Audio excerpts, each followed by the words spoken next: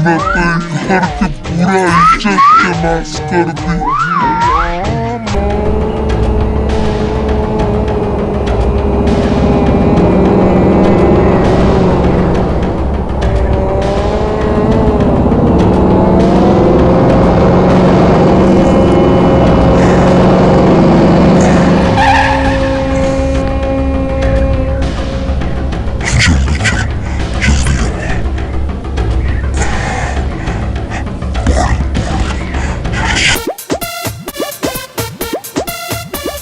ए बगड़ा सुन। हाँ भैया। हम आगे आगे पानी मारता नहीं, अते पीछे पीछे झाड़ू मरिए, एकदम दबा के मरिए, चकाचक। चला।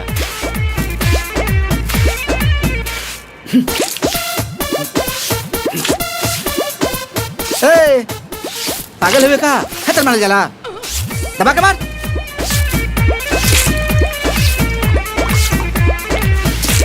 क्या बात है, बड़ा दुआर उआर चमकावत अड़ा। प्रणाम चाचा। अरे आयुष्मान बाबा बेटा। वो कहा कि छोट भाई के बर देखवा लो के आवन जावन लगा रहता, कब होने से कब होने से कब कहने से क्या जाता पता नहीं है। ऐसे भोरे भोरे उठ के अम्मी के साफ सफाई करता जा। बहुत जरूरी कर डाला जी। अब मुंह कता रे, जल्दी जल्दी बाहर।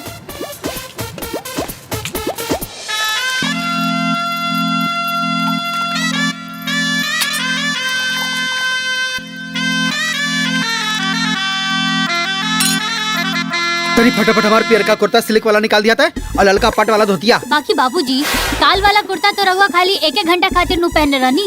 अरे पगली, हम बेटा वाला नहीं है, वो सरकारी बैंक में काम करे वाला बेटा का बाप। तनी झाड़ झुर के रह के न चाहिए। ए सुनो तारू। हाँ कपड़वा ना निकल का हो? बस निकाला तनी जी। बे कब कह के गनी हम। भाभी इमा में से कौन सा नमकीन चाय पे दिया? अरे बाबूनी, हाँ जो पहले पैकेट खुलल बा ऊ खत्म होई तब ना ई खुलाई। हाँ अरे दुल्हन, हाँ इलायची वाला चाय पत्ती कहाँ भाव? सब क्यों दम धरा, हम सब क्यों के समस्या सुलझावतानी। हाँ रुकी।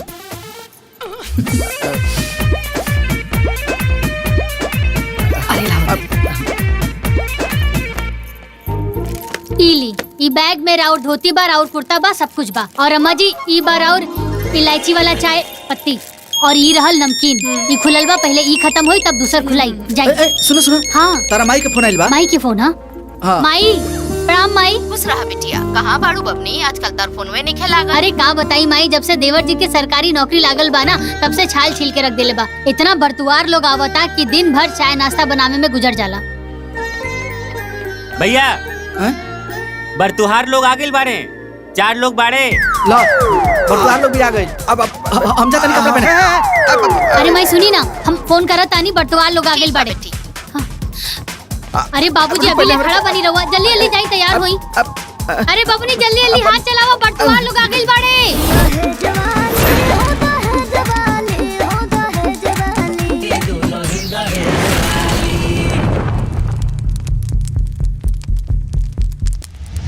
बूझली लाल बाबूजी, 36 गुणगणना बनाता और सबसे बड़ी खुशी की बात तो ई है, केहू के 22 गुण बनेला, केहू के 26 गुण बनेला और रहुआ के तो 36 गुण बनाता।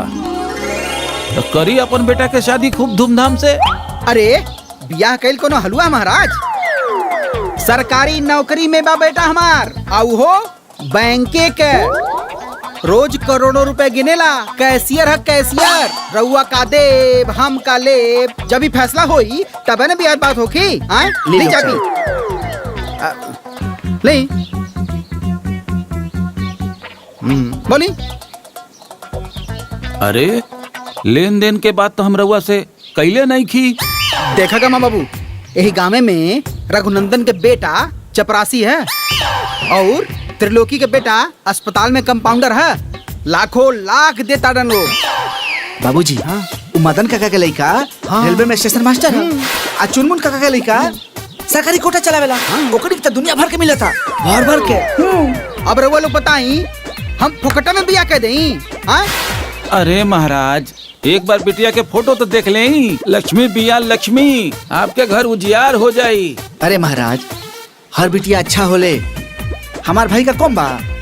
सर्वगुण संपन्न, एक नंबर।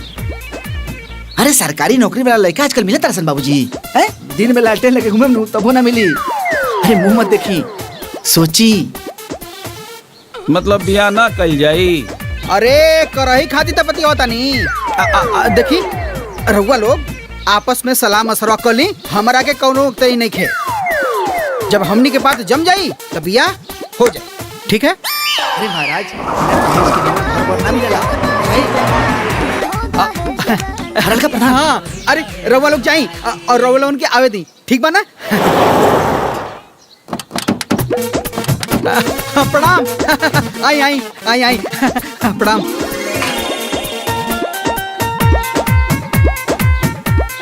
अरे प्रणाम।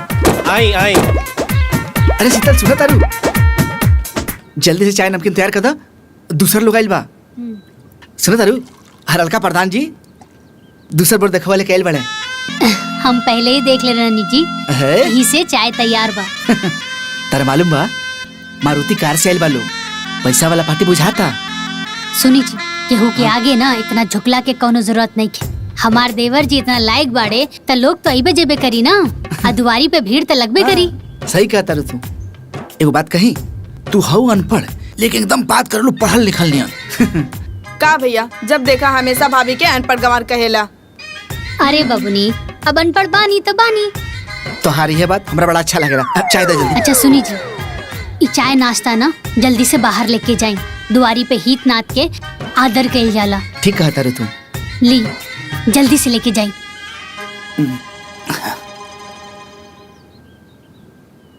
अब देखी ना हरल का प्रधान जी। अब का ई हरल का प्रधान जी, हरल का प्रधान जी के रट लगौले वाला प्रधान कहा ना? हाँ वह प्रधान जी, हमके आवे जावे वाला लोग के स्वागत करे के बा। बाकिर बियाहवा त सोच समझ के ना फाइनल करे के बा। काहे से कि हमार बेटवा सरकारी बैंक में हेड कैशियर बा, रोज करोड़ों रुपए गिनेला। सिर्फ गिनते है ना। अरे लाल बाबू साहब, हम ही कहत रहले बियाहे से पहले दाएं बाएं आगे पीछे सब देखेला। तनी चली ना, कुछ रउआ से बात करेगा बा। आई। अच्छा रउआ लोग चाय हाँ, पी। आप लोग पी। आई।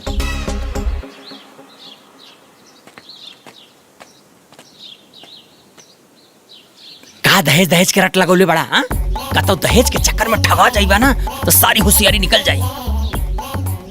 मतलब हम अपन लायक बेटा के लायक परिवार खोजतानी, तू हमारा के समझाओ ना। अरे तुम्हारा लायक परिवार भी होके के चाहिए। मतलब हमार परिवार घटुआ बा? कितना बीघा खेत बा, कितना में मकान बा, चासा बासा दासा बा। मतलब तू हमरा के हिसाब ले आल बड़ा कि बरतुहार लेके आल बड़ा? आए तुहार उलग ना बड़ा तो काहे पास करता रहा? अरे हम चाहतानी कि तू दहेज के चक्कर में खड्डा में मत गिर जा, बस। हम पागल नहीं की, हमरो के आँख और कान दोनों बा। हजार का बाजार फोकट में नहीं खिला का प्रधान। मुझला इस जवाहर में केहू का बेटा बा हमारे बेटा का लायक? आए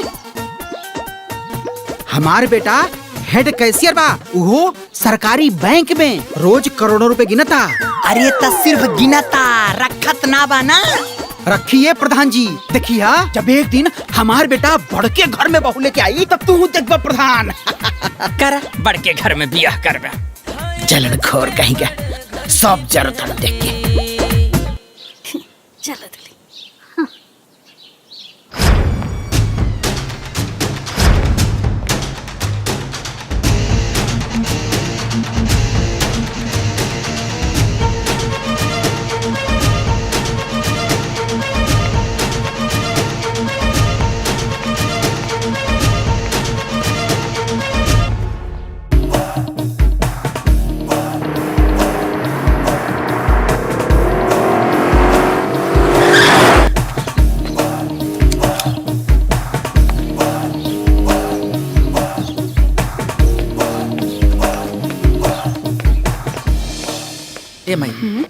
बड़ा कंजूसर लहसन, पैसे न देते लहसन। हाँ चकना। ए माई इली सामान। ए काजल, हाँ जाके भैया खातिर चाय पानी लेके आओ तो। आसुन खाली पनी मत लइए, मिठाई उठाई खा के बाबू पानी पिए। ठीक बा बाबूजी। राहुल, हाँ भैया। काजल के एडमिशन वाला कोचिंग में बात कैला है? अरे एकरा में बात का करे के बा, पैसा दे के एडमिशन करा दिया जाए। जाना तारा भैया, आज 2 पार्टी आए रहल। एगो पार्टी मोटरसाइकिल से और दूसर मारुति कार से। एगो पार्टी तो हरलका प्रधान जी लेके आए रहे हैं। अरे वो पगला प्रधान के बात मत कर, हरलका प्रधान के बाबूजी से बगजा कर ले सर। वही कहना सरवा हमारा के चिंदी चोर समझत रहे। अरे हमार बेटा ओले कैले बानू ताव ना बानब का आए, कहीं भी एरू गरू के अपने बेटा गंबिया थोड़ी न कर दे। दमदार पार्टी चाहिए, दमदार। अरे बाबूजी ये सब का तमाशा लगौले बाड़ा। वैसे भी बियाह हमेशा अपन बराबरी वाला में कइल जाला। एकदम बोके हुआ, जब तू वो लायक बाड़त तब न द्वार पर दौड़ा तालो अगुआ लोग। हैं, हमने के बुला देते हैं बाबूजी। अरे जौन लड़का लायक ना होले उ तो इतना रंग दिखावेले। आ हमार देवर जी लायक बाड़े ता हमनी के काहे ना रंग दिखाई। हाँ भला बताओ, सब केहू अपना बेटा बेटी के बियाह खातिर बड़का बड़का घर खोजेला, तो हमनी के भिखारी खोजी सन। तू लोग तो एकदम फुल प्लान करके बैठल हुआ है बेटा, प्लान ना है, ये हमार किस्मत बा, ये हमारे परिवार के किस्मत बा। तब ना तू ओला कैले बाड़ा, तब न लुआ के डुमलिया खाता। अरे इतना अकतैला के कौनो जरूरत नहीं के। हमार देवर जी के बियाह एकदम छाट के बियाह होई।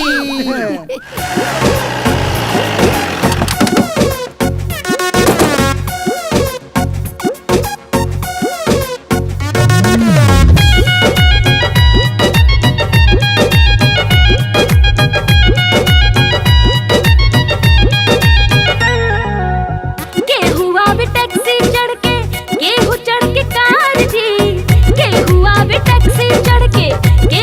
विकार जी, देवर के बियाह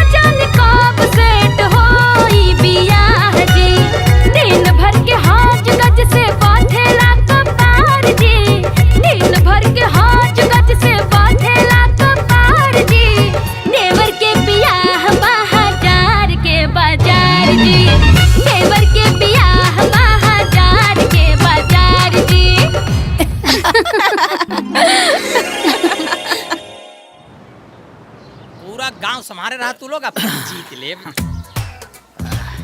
का हो सरकारी नौकरी वाले बेटा के बाप, बियाह तय भइल की ना?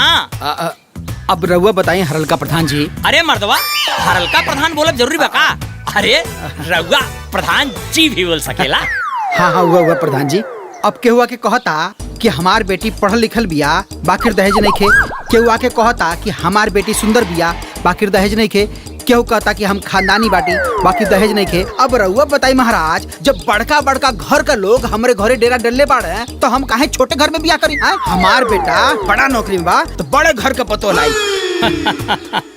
हाथी कीन लेला से क्यों बड़का आदमी ना हो जाला? अरे हाथी किनला से पहले ओकरा राखे के औकात होखे के चाहिए। मतलब तू का कहल चाहता रहा? बेटा नौकरी में का हो गई? तू तब पगला गई बड़ा हो। तोहरा औकात बा बड़का घर में बियाह करे के? हरलका प्रधान, तोहरा घर में तो कोनो प्राइवेटो में भी सरकारी चपरासी भी ना बा, तो तोहरा के हमार बेटा के नौकरी कैसे बर्दाश्त होखी? हम सब समझतानी। आज पूरा गांव के मुँहे माटी लगल बा। काहे मुँहे माटी लगल बा हो?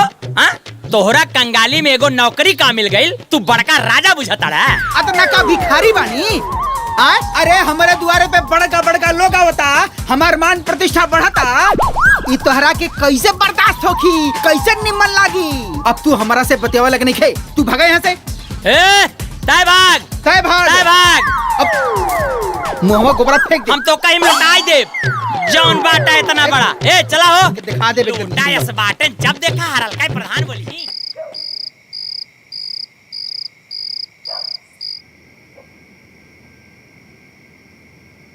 सरवाई गांव वाला हमने के इज्जत बढ़ता तो देख के जरता रसन। का भइल जी? अरे हऊ हरलका प्रधानवा कहता कि हाथी रखे के औकात चाहिए। अरे ससुरा, हमार बेटा जवार में नाम चमकोले बा तो राखी काहे अनार होता? अरे बाबूजी, तो ओकरा पास ये सब बतियावे कहे जाता रहा तू? अरे हम बतियावे ना के लनी है, वो तो हम गोबर फेंके के लनी है तो मिल गई। अरे उनके मन में डाह बा बाबूजी, उनके भतीजा के त पैदलो भी बर्तवार नहीं खियावत सन, लेकिन हमार देवर जी के 4 पहिया से आवत अड़े सन। अरे काहे नहीं हसन, हमार भाई हेड कैशियर बा बैंक में, वो सरकारी। हाँ। एक मिनट, हम रवा लोग से फिर से कह देता नहीं, रवा लोग कार मोटरसाइकिल देखल छोड़ दी। कौनो भी लड़की देख के ब्याह हो जाओ। अरे कौनो लड़की आई घर बार चूल्हा चौका ये नु देखी। अरे उकामा तो बड़का घर के लड़कियों आके करी। जब हमनी के दिन दशा बदलता तो ते काहे पेच फसावता रे? जब हम सही कहता नहीं तो रवा लोग के उल्टा लगाता। तो जहाँ मन करी वहाँ हमार ब्याह कर दा। अरे ऐसे कैसे देवर जी, जहाँ मन करे तहाँ बियाह कर दा। अरे रउआ जैसन सुंदर सुशील आ सरकारी नौकरी वाला वर पावे खातिर ना त लोग माटी कोड़ देले। देख ली हाँ, गाँव के सब लोगन के चेहरा पे ना माटी पुज जाई जब हमरा घर में बड़ घर के देवरानी जी आई हैं। तू एकदम सही कहता रू। हाँ। बाबूजी ला फूफा के फोन आयल हा। हेलो पाहुन, प्रणाम पाहुन। खुश रहा। ए लाल बाबू, काल हम एगो तगड़ा पार्टी लेके आवत तानी। हाँ, राहुल के बियाह खातिर। आई स्वागत बा। हाँ, हम समय से आ जाए। हाँ? सुनाओ, पाहुन जी का फोन रहे, कहत रहे तगड़ा पार्टी लेके आवत हमें। देवर जी, हमनी के देवरानी जी ना एकदम छाट के लेके आई।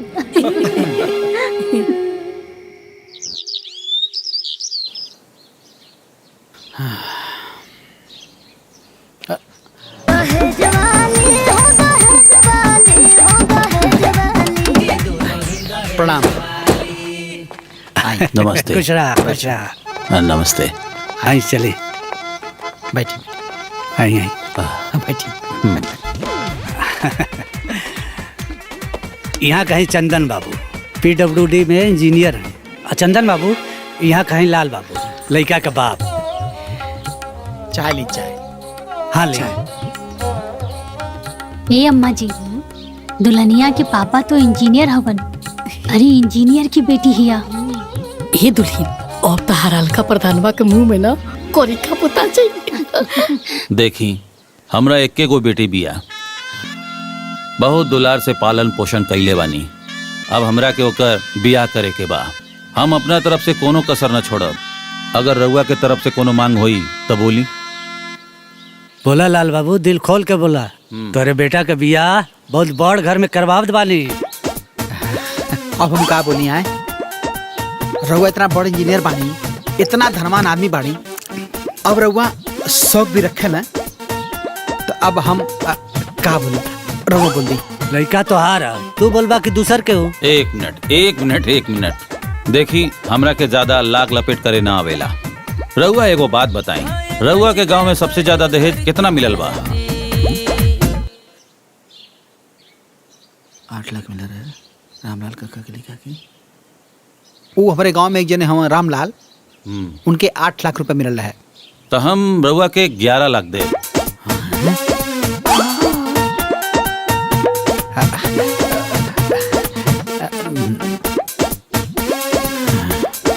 अम्मा जी 11 लाख? हाँ दुल्हीन, एकरे के ना कहल जाला बड़ा का घर। बिना मोगली इतना देता। नगद के बाद ये लिस्ट रही सामान के।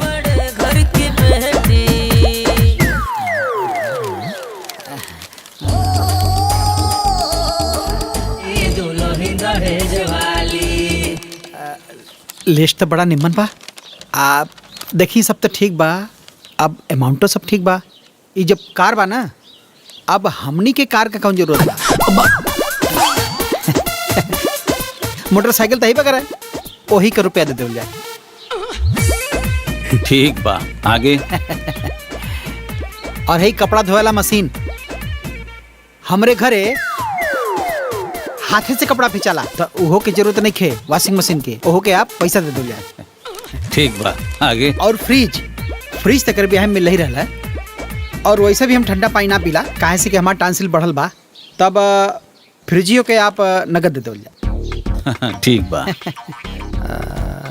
हाँ, मिक्सर हमनी के घरे आज भी मसाला सील लोढ़ा से पिसाला। हाँ, यहू की जरूरत ना है, ओहो के आप पैसा दे दो। ठीक बा। बाकी तो सब ठीक है, ठाक है लगता है। ए भाभी, वो देखा उतना बड़ा लिस्ट बा।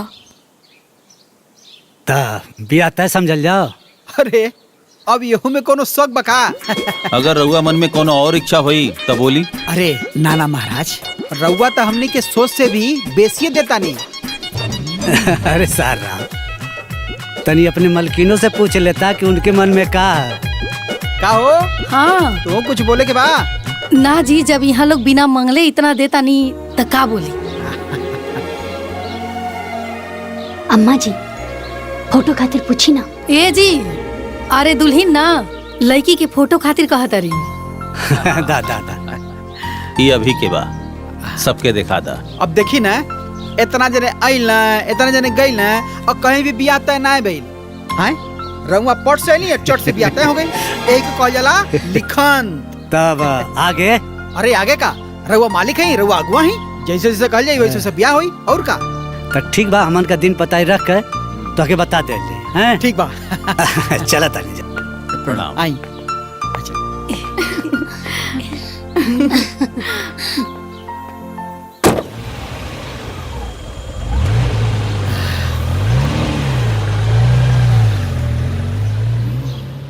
ए बबनी, ये देखा, इनमें किस्म किस्म के फोटो बा हमारे होखे वाला देवरानी जी के। देखा देखा देखा, बड़ी खूबसूरत भी है। ए भाभी, तू तो बड़ा डिजाइनर देवरानी चुनले बाड़ू हो। ये कार बड़ी महंगी लागती है।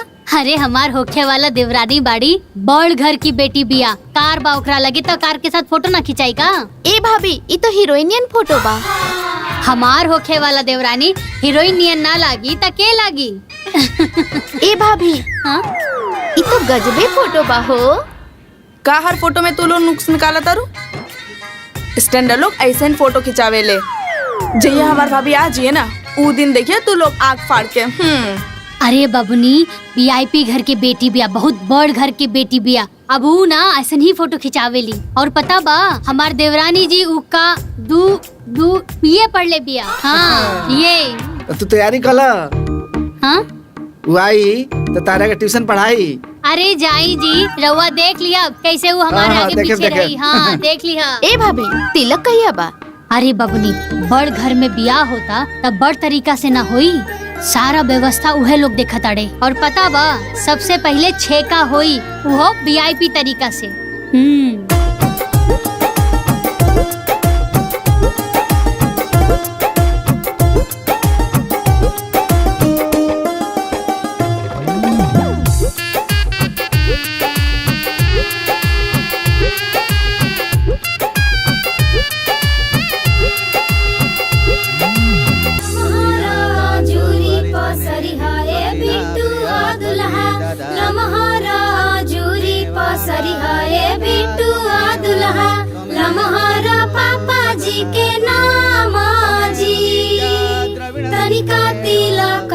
चढ़ाई है गुड़िया के पापा, हंसी है नगरिया के लोग। हाथ जोड़ के प्रार्थना कीजिए। पीतल के बर्तन जब देखेली दुल्हा के। ए चाचा, इतना स्टैंडर्ड छेका आज ले हम कभी ना देखनी। अरे तो आज देख ला, हैं? हमार बेटा ओलाक बानू, हैं? अरे सरकारी बैंक में कैसी रहे, रोज करोड़ों रुपए गिने ला तोरी तरफ से ना। रे गोबरा, वीआईपी रिश्तेदार बा तो छेको वीआईपी न होई। हाँ बबुआ, ई तो अभी छेका हो। बियाह में देखियो, अरे तू कौना हॉल में बारात जाई। हल्दी मेहंदी और बारात में सबके बुलावा बा, समझला? अरे तो तू कुद कुद के खूब नचिया। बिल्कुल नाचब फूफा जी। हाँ। हमार देवर जी के बिया बा, खूब नाचे भमता।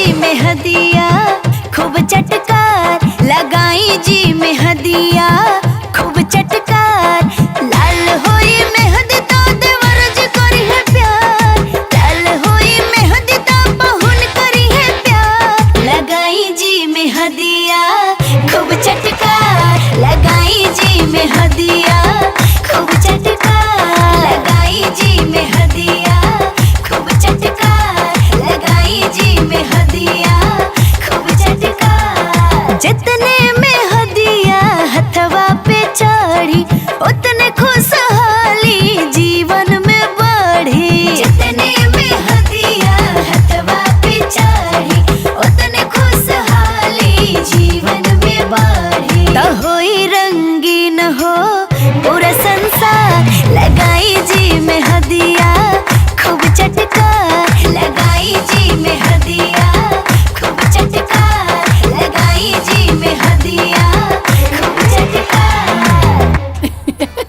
अरे चाची ई कौन स्टाइल है हो? अरे बबुआ, बड़का घर में बियाह ऐसा ही न होखेला। बाकी मेहरारू लोग बाराती कहाँ जाइली? अरे पगला हुए का रे, वीआईपी बियाह हो। अब वीआईपी बियाह में मर्द मेहरारू दोनों जाला, बुझाइल? आए स्पेशल बुलहट बा मेहरारू लोग के, तब ना लोग बकलोल। शोर तो ब्याह के बाद होई, पूरे गांव में आए भाई, पहले लोगों ने इंतजाम देखा, वाह क्या बात है। बहुत बढ़िया इंतजाम बा। राहुल सजाता रे, और कहाँ बड़े 3-3 आदमी सजा होता करे माई। अरे इधर करो बियाह, वीआईपी बियाह, वीआईपी कम बोल। अरे जाए तो ये बाबू, बड़का घर में बियाह होता, दानू दहेज मिलल बा, और तो और लड़की इतना सुंदर मिलल बिया कि देख के तो जियारा जोड़ा गई। अरे खुशी की ठिकाना नहीं के ओकर। ई सब फूफा के करतब है।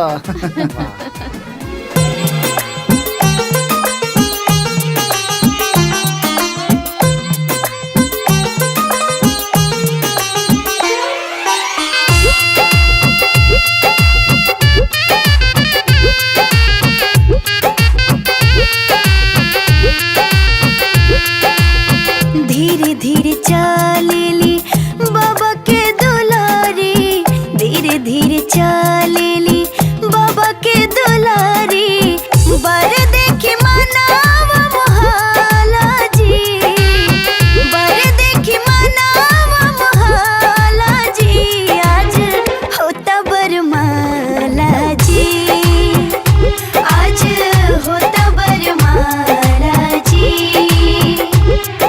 नैन मिले जब नैना से, चैन उड़े तब नैना से, नैन मिले जब नैना से, चैन उड़े तब नैना से, मन मन जोड़ी मुस्काला जी, आज होता बरमाला जी, आज होता बरमाला जी।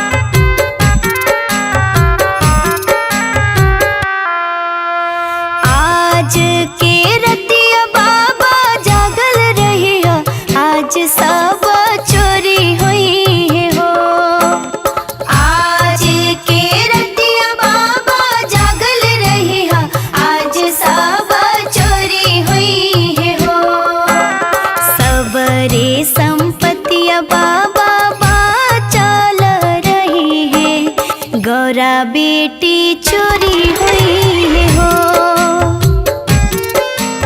सबरे संपत्तिया बाबा चल रही है, गौरा बेटी चोरी हुई है हो, दुआरा पर रखब चौकी धरवाए बेटी, अंगना सिपाही रखब हो, दुआरा पर रखब चौकी धरवाए बेटी, अंगना सिपाही रखब हो, घरवा में हम बेटी पहरा दे, कहीं बेटी चोरी हुई हो, कहीं बेटी चोरी हुई हो, कहीं बेटी चोरी हुई हो।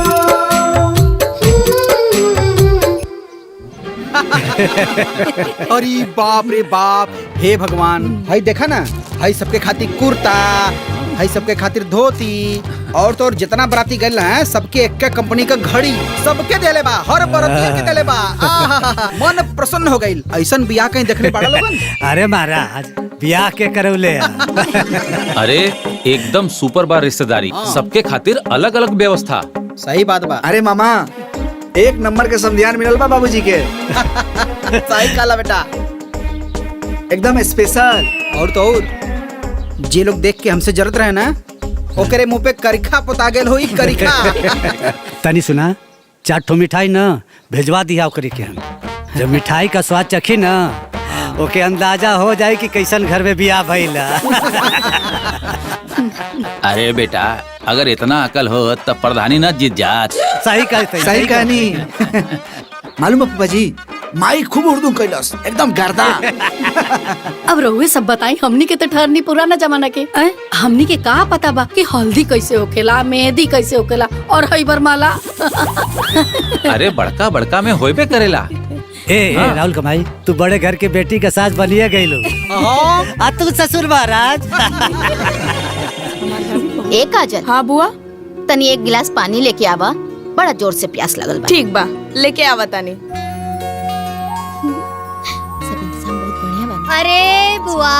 अरे बुआ खाली पानी ना पी, लड्डू खाई फिर पानी पी। ए बबुनी रउआ लोग भी खाई लड्डू। अरे देवर जी के ससुरारी से आइल वाली। 2-4 को लड्डू खा के तू पानी पी लो।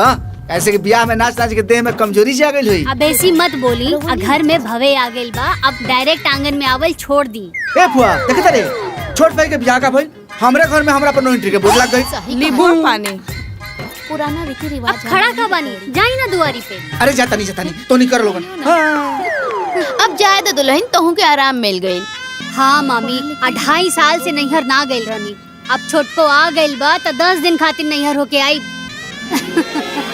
ए भाभी कन्या के मुंह ना दिखाईबू। अरे बबनी बदकही में तो हम भुलैया गई नी। अभी हम तैयार करके लेके आवत आनी, तब तक लड्डू खाई ना। हाँ, ठीक बा। अरे बबनी खा लाना जल्दी से। अरे वो खाई ना दीदी। छुटको। अरे देवर जी वो का करत आनी? अरे जाई दुआरी पे। काहे भाभी? दुआरी पे हित पाहुन बैठल बा, का कही लोग, जाई। हाँ ठीक है।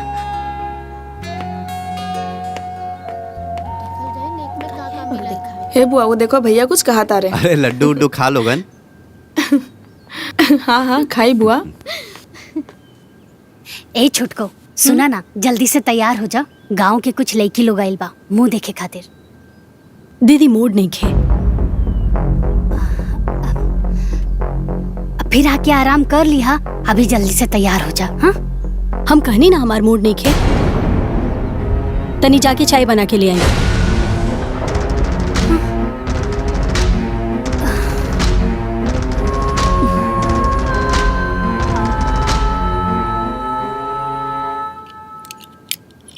ये का करतनी जी? ई जौन दहेज के नौका सामान मिलल है ना, कुल बड़के कमरा में बंद। अरे रंग रंग के किस्म किस्म के सामान मिलल बा, तो सब कमरवा में रख दे तब घरवा भर न जाई। पगला गेल बाड़ू का? ई कुल सामाना जौन है पुरन के घरों में रख देई, खराब ना हो जाई। अरे जब हम नया घर बनवाई तई कुल सामान वो घर में रखा, ठीक बा ना? काहे से कि हमार बेटा सरकारी बैंक में बा, वो कैशियर रोज करोड़ों रुपए गिनता। त ऐसे ऐसे ना रखाई, बड़ा सा महल बनी, वही महल में कुल सामान रख जाए। पूरा गांव देखी और तो और हरलका प्रधानो भी देखी। बुझलू? हैला चाबी रख संभार के, ठीक है ना? ठीक बा। का करी अम्मा जी? ही आई ना। हाँ दुल्हन। अरे जल्दी आई। का भइल हो? काहे परेशान बड़ो? अम्मा जी हम छुटको के कहनिया कि तैयार हो जाओ, मुंह दिखाई करे के बा। हमरा की छट से जवाब दे देलस, हमरा की तो काठे मार देलस। का कहलसी हो? कहतिया हमार मूडे नहीं खे। का? ओकर तबीयत तो ठीक बानू? अरे बैठ के मोबाइल देखत है। अब का होई अम्मा जी, गांव के लड़की लोगन के सामने तब बेइज्जती हो जाई। दीदी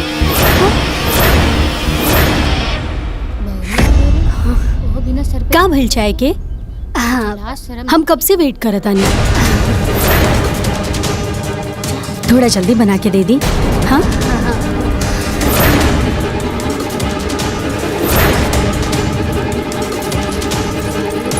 ए काजल। हाँ माई। अरे छोटकी भौजी के ना माथा में दर्द बा, तनी चाय बना के दे दे।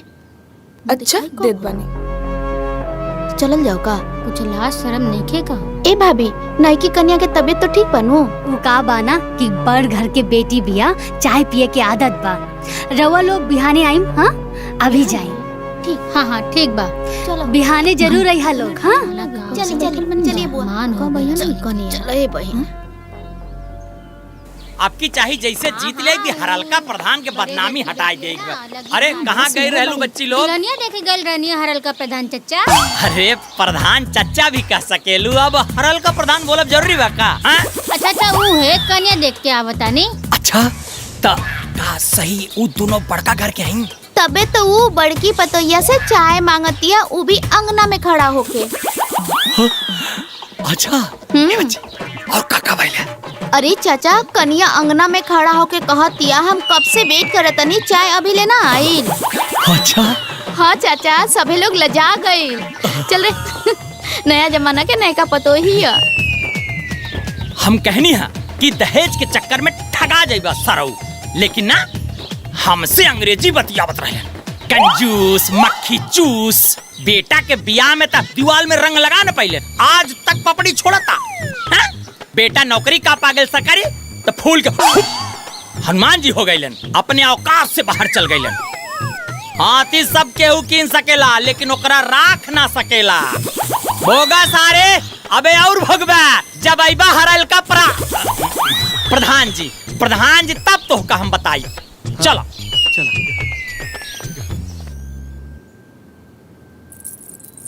दुल्हन, तारा माथा में दर्द बका? नाता ता देह बथत बका? ना, तारा कोनो शरीर में तकलीफ तो नहीं है? वोट कोनो तकलीफ तो नहीं है, हम एकदम ठीक बानी। बहुते बढ़िया, तू चाय मंगलू है ना, यही से हमनी के ऐसा लागल। ओ ए दुल्हन, वो कहा ना कि घर के सारा रिश्तेदार अभी इजे वालों। हम चाहत रहनी है कि तू चूल्हा पुजाई के रस्म कर दे तू, अब बढ़िया बढ़िया खाना बना के सबके खिला दे तू, तब बढ़िया रही। वोट बढ़िया रही, हम काहे बना के खियाई? उधर आओ रिश्तेदार है ना, तरवा खिलाई। काहे से तू नया दुल्हनिया आयल बाड़ू ना, यही से। दीदी, हमार पापा इतना दहेज एक खाते तो नहीं खन देले बाड़े कि हम यहाँ आके खाना बनाई, है ना? तका जे दहेज लेके आवेला वो काम ना करेला का? दीदी, रउआ कितना दहेज लेके आयल बानी वो सब हमके पता बा।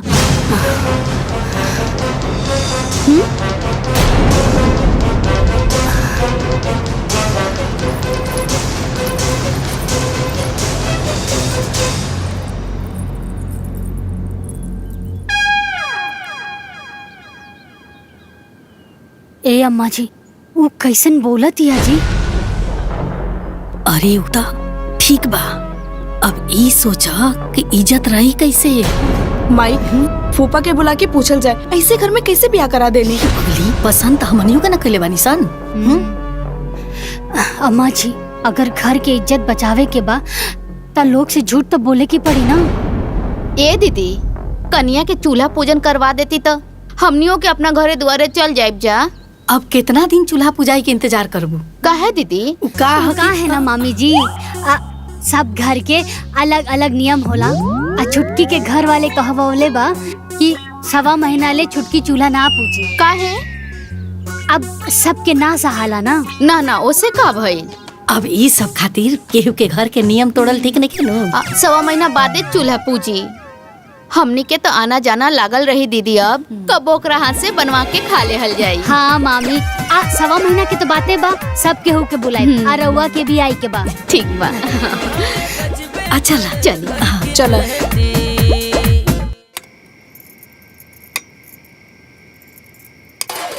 ए बबनी, ले जाके अगल बगल के घर में दे आवो, ओकरा बाद में ना पूरा गांव में बटाई, ठीक बा ना? बाकी घर के भी तैयार रखा लोग, हम दे के तुरंत आवतानी। हाँ।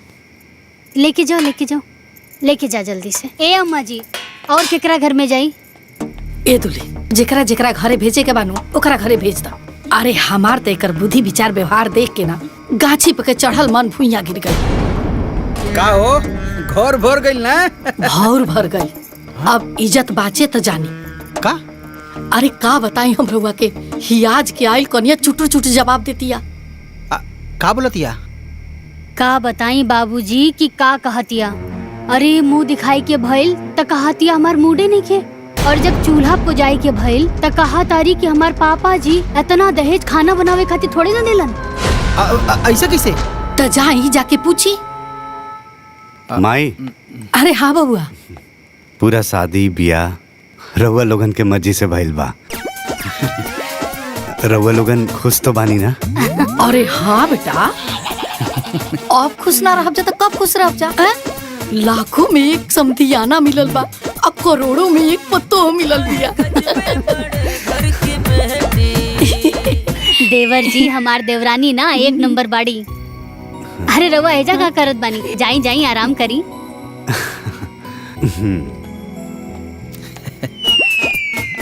अब भगवाने जानस का होई दादा।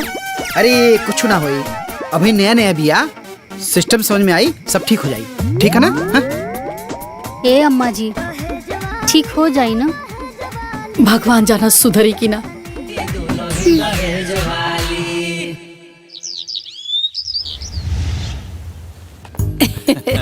अरे फूफा जी, राउर बैग ये नु है? हाँ हाँ ये मामा राउरो बैग रख देते। हाँ बाबू ठीक बा। ए रख बा। काजल, हाँ माई। अरे उरुमा में दुगो थैली में मिठाई रखल बा, लेके आवता।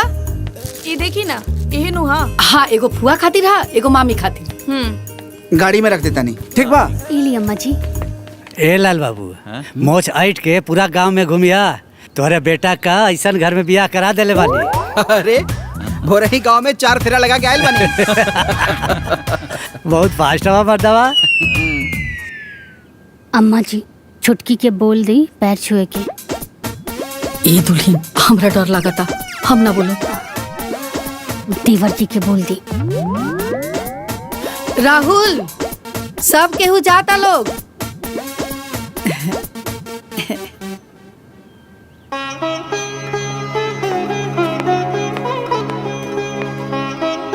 खुश रह। हाँ खुश रहा खुश रहा। खुश रह बेटे, खुश रहा खुश रहा। खुश रहा। संस्कार इतना सुंदर बा तो गुण कितना होई। बड़ा नीक बहू मिलल बिया। खुश रह। अच्छा हम जाता नहीं। हाँ ए बाबू कहाँ जाता नहीं? बैंक जाए के बा, छुट्टी नहीं खेनू। ए बाबू तनी छुट्टी मिले तो हमरो के यहाँ आके घूम जा। हाँ मामा जी जरूर। अच्छा अभी हमरा के देर होता, हम जाता नहीं।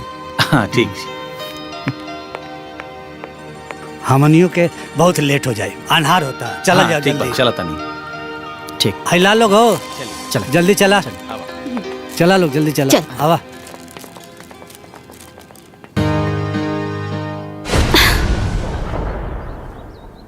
भगवान के दया से सब बढ़िया से हो गया। पतो बड़ा निमन मिलल बिया, सुंदर सुशील। ठीक बा दीदी। चला तनी। बेटा सब रखा गेल कुल? जी खुश प्रणाम खुश फूफा जी। रह, खुश रह, खुश रह। प्रणाम। प्रणाम मामा। चला जाओ, बैठा जा। नमस्कार हाँ, बेटा। प्रणाम दीदी। प्रणाम फूफा, प्रणाम मामी। खुश रह, प्रणाम खुश रह। प्रणाम। चला चला।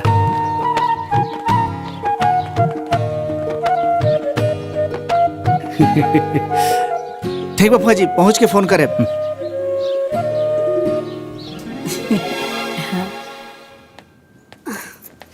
आज सबके विदाई करे में नहाए में लेट हो गई हमरा। ए दुल्हन। हाँ अम्मा जी।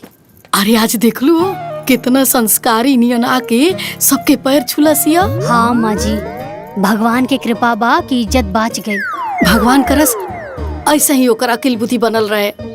देख लू हाँ, आज भोरे भोरे कैसे नहा धोले लसिया। अरे 2 दिन से ओकर हाव भाव देख के तो मन में बड़ा सदमा लाग रहल है, लेकिन आज ओकर भाव स्वभाव देख के मन के बहुते शांति मिलल है। हाँ। जा जा जाके नहा लो। हाँ अम्मा जी, हम नहा के आवत ही।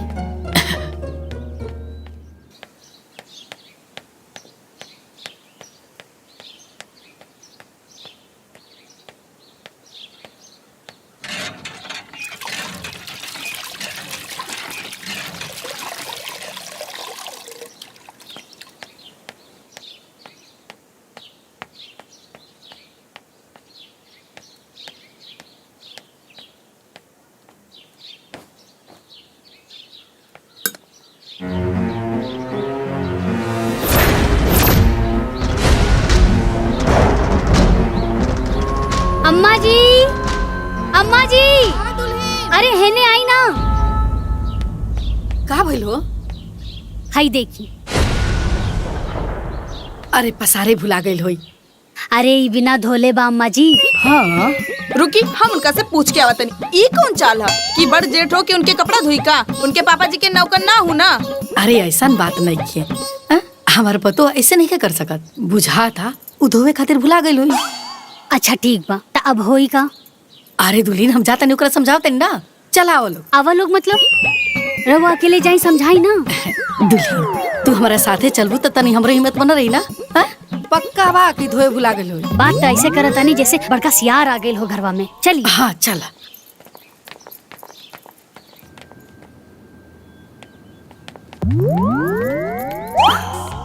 ए दुल्हीन तू ही पूछा ना। हम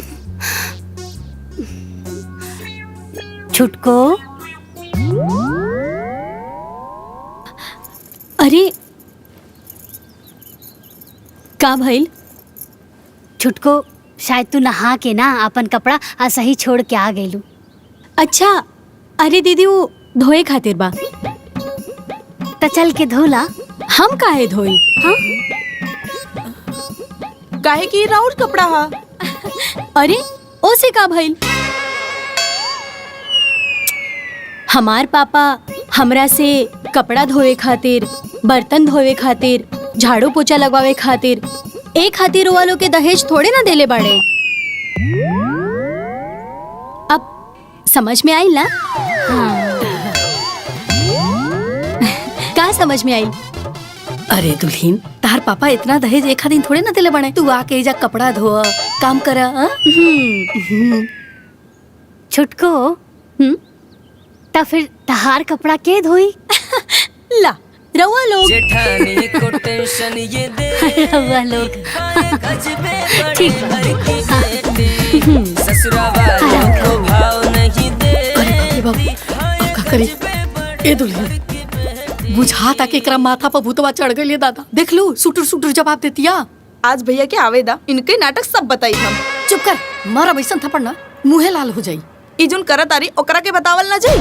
ए बबनी, अगर हमनी के बताइब सन ना तो हमनी के 4 गो सुनब भी सन। वो तो कहता रहलन कि अपनी बराबरी के परिवार में रिश्ता करे के, लेकिन हमनी के ना भूत चढ़ल रहे बड़का घर में रिश्ता करावे के। सही कहता रुए दुल्हीन। अरे हमने के अपने जाल में अपने फंस गए बन जा। तो इनके कपड़वा के धोई?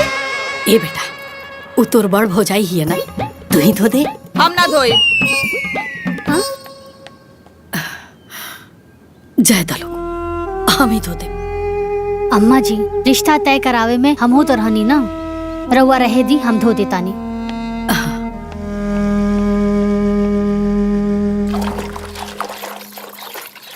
अरे जितना डर देवर जी से ना लागत रहे उससे 4 गुना ज्यादा था ये देवरानी से लागता। हमार सास पतों की तक किस्मतें खराब बा। अरे जौन काम के कल्पना ना कहले रहनी वो करे के पड़ता। कहो कपड़ा धोए तरु का? ना कबड्डी खेलता नहीं। खेलब जी। काहे ऐसे बोला तरु हो? तरवा काहे ऐसा सवाल करता नहीं? हाँ आ जाई ना अपन दूसर काम करी। हड़कईबू ना जाएम तब? ना जाएब ना तो यही पानी से रवा के धो दे। जाता नहीं कि ना? अजीब हाल बा भाई। ससुरा वालों को भाव नहीं देती, हाय गजबे बड़े घर की बेटी। एक काजल काम आई? आए देखना, आए छोटकी भौजी के ना ले जाके नाश्ता दे दे, ना तो बाहर आके चिल्ला के ना हमर सब तोपल झाकल इज्जत उधार कर दी। हम ना जाइब। अरे पगली तू चाहता रे कि हमर तोपल झाकल इज्जत सब उखार हो जाए? ना नू ना हम ना जाइब। अगर कुछ बोल दिए तो हमार खीस पड़ जाई। ए बेटा हम तोर माई न हई, माई के बात ना मनबे। हाँ चल चल के दे दे। कुछ बोल दी है ता? अरे हम बनी नु काहे बोली है? हमू चलतन तोरे साथे। चल चल चल चल। अरे चल चल चल हम बनी नु चल।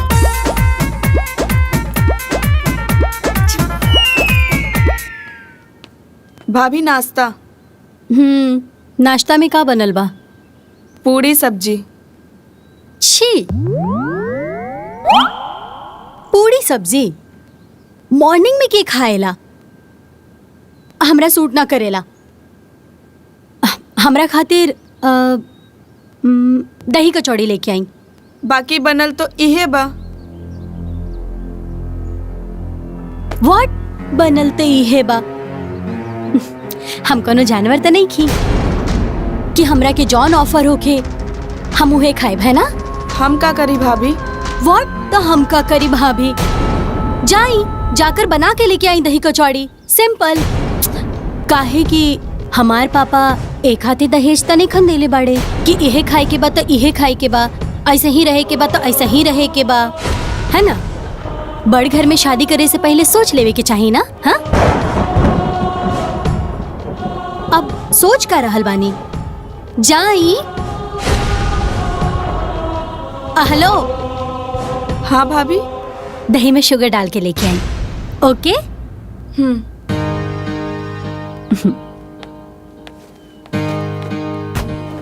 इहे से हम ना जात रहे नेहा। ते सुन ली है ना कैसे बड़बड़ करत आरी? खाए चाहे भाड़ में जाए। जाए दा बेटा, जाए दा। ए बेटा चल, आटा में ना तनी मोइन डाल के 4 गो कचौरी छान दे ताकि उ नाश्ता कर लेवे। हम ना बनाई। का भइल अम्मा जी? तू महारानी खाती पूरी सब्जी नाश्ता भेजले रहनी है और महारानी के दही और कचौड़ी चाहिए, वो शुगर डाल के। हाँ? अरे काहे बात के बतंगड़ बनैले बड़े हैं? 4 गो कचौड़ी के ना बात बा, छोड़ दे, जाए दे। हम जातनी बना देतनी। अब अम्मा जी यह आदत राउर खराब बा, हर काम अपने करे चल देतानी। अरे दुल्हीन त का करी? अरे 4 गो कचौड़ी के ना बात बा, ओकरा के ना दियाई तो बिना नाश्ता के रह जाई। हम बना देतानी। बड़ घर के बेटी ना आ गेल, कपार पे पहाड़ आ गई बा। 01-701 पर।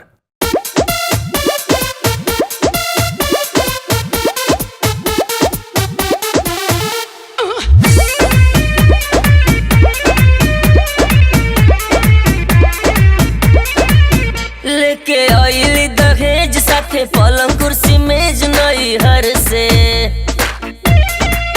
लेके आइली दहेज साथे पलंग कुर्सी मेज नई हर से।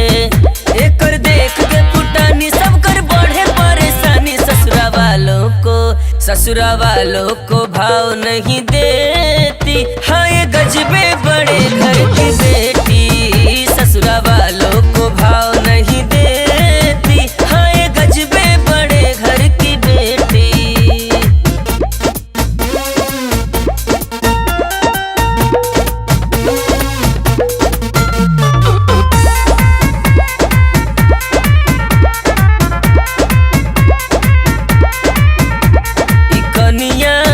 घर भर के न तुम दम करे हो। कनिया हर बात पे सबके तंग करे हो। कभी छोला भटूरा चाउमीन तो कभी पास्ता मांगे, कभी पेड़ा बर्फी समोसा तो कभी खास्ता मांगे। बात किसी की न माने वही करे जो ये ठाने। सास ननद को सीरियस न लेती, हाँ ये गजबे बड़े घर की बेटी। ससुरा वालों को भाव नहीं देती, हाँ ये गजबे बड़े घर की बेटी।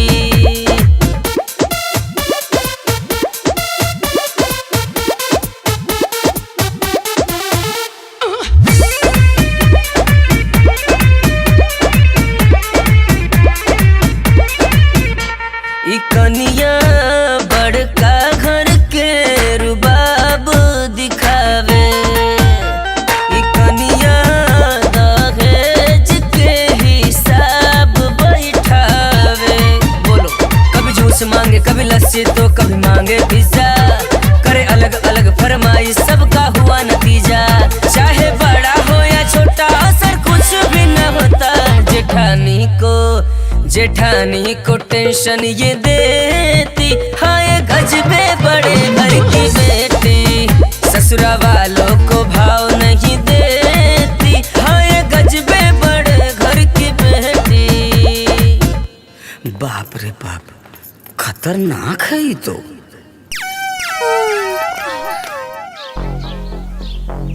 हमनिए के घर भर के माथा पर 7.5 चढ़ रहा कि बड़का घर में बियाह होई। अरे तो क्या पता रहा है बड़का पतो ना आफत आ जाई आफत। सब केहू के नौकरानी बना के रख ले बाड़ी, हर बात पे अपने पापा के दहेज के धोस दिखावतिया। अरे भाभी, हाँ, हम देवर कहत जी। रहली कि ममता से चूल्हा पुजाई करा के तू नैयर घूम घाम के आ जाई तू। हमके देवरानी जी के छोड़ के जाए के मने नहीं खे करत। अच्छा, अरे वो कहा है कि वो दिन भर मोबाइल चलावत रहली है, तो तू लोग ओकरा से कुछ काम करावा लो ताकि मिक्सअप हो सके। वो तो बेचारी कहत रहलिया कि ए दीदी का काम करे के बा, लेकिन हमनी के मना कर देनी हसन। हाँ बेटा, अरे आखिर तो जीवन भर काम कर के बा, आए थोड़ा आराम कर लेवे दे। ठीक बा, ते सास पतो जैसन तोर मर्जी। अच्छा भाभी, बाजार से कुछ लावे के बा? अब नया नया कन्या आयल बा घर में, ओकरा पसंद के चाय बिस्किट नमकीन मिठाई जौन सही लगे लेते आई। हाँ ठीक बा। बाबूजी, राउर दवाई बा ना? हाँ बेटा, हाँ। ए राहुल, चौका पर कपड़ा प्रेस करके दिले बने, अइहा त लेते अइहा। ठीक बा भैया। भैया लौंग लता मिठाई लेते आइया। लौंग लता ठीक ले आई। कपड़वा याद से ले ले अइहा। अरे वो सब तो ठीक बा, आज ना तक कलो के पता चली तब का हुई। अरे पता चल जाए तो बैठ के हमके माथा पड़ी है? वो तो कहते रहला कि अपना से बराबरी घर में शादी ब्याह करे के चाहिए। अरे हमनिए के घर भर के ना माथा पे 7.5 चढ़ रहा कि बड़का घर में ब्याह होके। ए बाबूजी, अब का हुई? हमके का पता का हुई का ना हुई, जौन हुई तो देखल जाई। अरे ये तो जा जा जा, अरे ये दुल्हन, अरे ओकरा नाश्ता ले जाके दे दो ना तो फिर बाहर निकल के चिल्लाए लगी, हंगामा खड़ा कर दी। ठीक बा अम्मा जी। रुक जल्दी। अच्छा ठीक बा, तू नाश्ता पानी करवा तनी, हमने के सोसाइटी जाके आवा तनी। चले जाई। ठीक।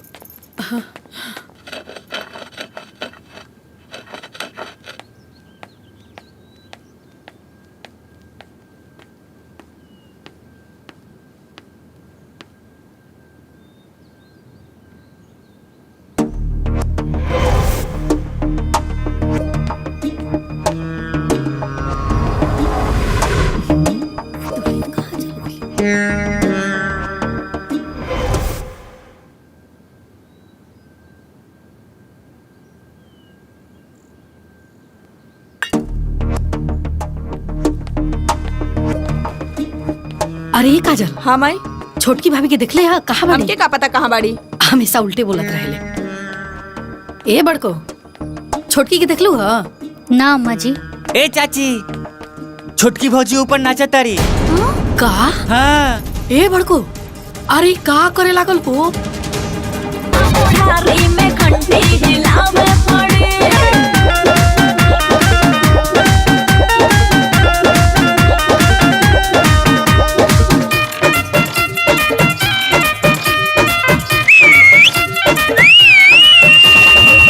जब जवानी में फाटेला जोरवा हो मनोए ने ओने खूबे। अरे कुछ करे दादा, न तो घर के पूरा इज्जत के नाश कर दी। जब बुढ़ाई के दिनवा आवे, आज बमस्ती तो लूटला जमक। अरे बंद करा अपनी नाटक, बड़ घर से यह कुल सीख के आइल बाड़ू, लाज शरम कुछ है नहीं खे। छत पे खड़ा होके ऑर्केस्ट्रा नियन नाचताड़ू। ओ हेलो, एमे प्रॉब्लम का बा? अरे पगलेटिया, छत पे नाच के पूरा गांव के तमाशा बनल बड़े, आ कहता रे प्रॉब्लम का? लोग नहीं के घर के चारों तरफ तमाशा लागल बा। शट अप, हमरा से अननेसेसरी बात एकदम ना होके के चाहिए। हाँ? और वैसे भी लोग से हमके का करे के बा? हाँ? हम अपन काम करतानी, बस बात खत्म। अरे काम ना हई, हाँ? इज्जत के तिलांजलि है, प्रतिष्ठा के नाश है, बुझात नहीं खे का? हेलो, हमरा के रउआ नियन अनपढ़ औरत से लेसन लेवे की जरूरत नहीं खे। हाँ? और वैसे भी हमारे पापा एक हाथी दहेज नहीं खंदेले बाड़े कि तो लोग जैसन आलतू फालतू लोग के बात सुने। फालतू में आके दिमाग खराब कर देली, रील के सत्यानाश हो गई। अब हटी।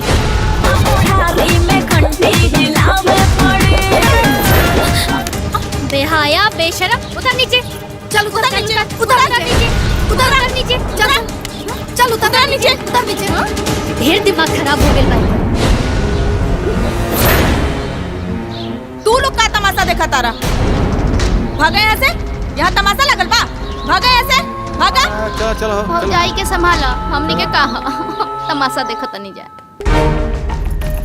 हमरा ना पता रहे कि हमार पापा ऐसन जाहिल गवार अनपढ़ के बीच हमके भेज दी हैं। अच्छा हाँ, सरे आम छत पे नाचे वाली हमनी के जाहिल और अनपढ़ कहतिया। सुना, बहुत हो गई तोहार ड्रामा, अब शांत रहा न त दिखा देव की जिठान का होली। ओ हेलो, हम कोनो एरू गैरू नत्थु खैरू औरत नहीं की जकरा के तू लोग आपन उंगली पे नचैबा। अरे हो गई ना दुल्हन, बस करा लो। ए दुल्हन मत लड़ा लो, चुप रह लो। अरे इतना दिन से बर्दाश्त करता नहीं ना अम्मा जी, लेकिन अभी कपार पे चढ़ के नची है तो कैसे बर्दाश्त हुई? व्हाट, कपार पे चढ़ के नाची तो कैसे बर्दाश्त हुई? हाँ, हमार मन हम जहाँ चाहे वहाँ नाचे। जा तहार घर ना हा कि तू आपन मन मर्जी चलेबू। अरे चुप कर रे, तेहू बोले लगलीस। अरे गांव के लोग सुनिए तो का कहिए। अरे ये बात के लाज कई बड़ी घर की बेटी के होके के चाहिए ना अम्मा जी। एक्सक्यूज मी, हमार घर के बराबरी करे के तू लोगन के कैपेसिटी भी नहीं खे।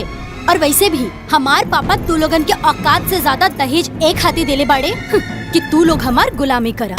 अरे आग लागो ऐसा दहेज में। अरे बाप रे बाप, का करिए दादा, चुप करा सा ना रे। अरे ये दहेज वाली के चुकराई ना अम्मा जी, और इनकर मुंह बा हमनी से गुलामी करावे के।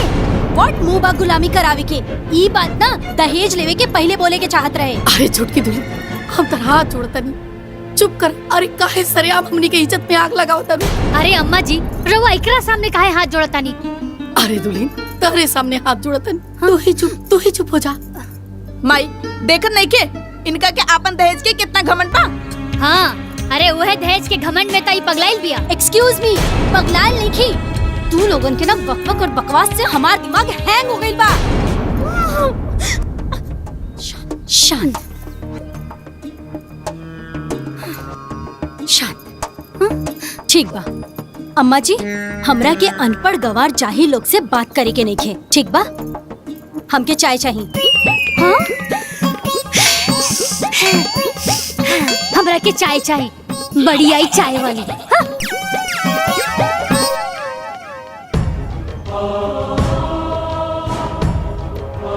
हे भगवान,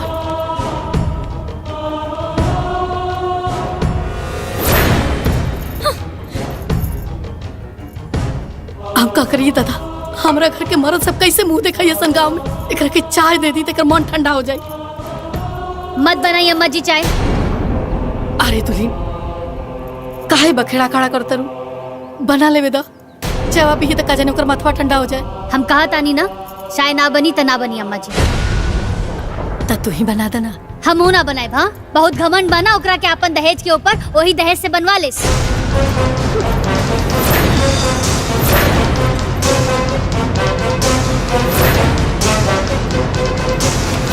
का कहानिया? Repeat it again. ओह, अनपढ़। अब फिर से कहीं था? कहानी हो कि तोहर पापा हमनी के ऐजा नौकर नहीं रख ले। अरे दुल्हन, काहेला टेंशन खड़ा करता रू लोग? एक कप चाय के ना बात बा। एक बूंद भी चाय ना मिली अम्मा जी, बहुत घमंड बना इनके दहेज के, वही दहेज से बनवा लेस। अम्मा जी, हम अनपढ़ लोग से बात नहीं की कल चाहत, बस ये बताई चाय मिली कि ना मिली। अम्मा जी, हमू बता देता नहीं, एक घर में ना केहू केहू के नौकर ना हा, चाय ना बनी ता ना बनी। अच्छा हाँ, ठीक बा। तो आज तू लोग के औकात दिखावा तनी। आज सबके क्लास लगवाई, देखिए। बड़ी आई दहेज वाली, हमरा से पंगा ले ले बाड़ू ना। चाय पी दिखावा तनी। चाय ना बनी त ना बनी। हे भगवान,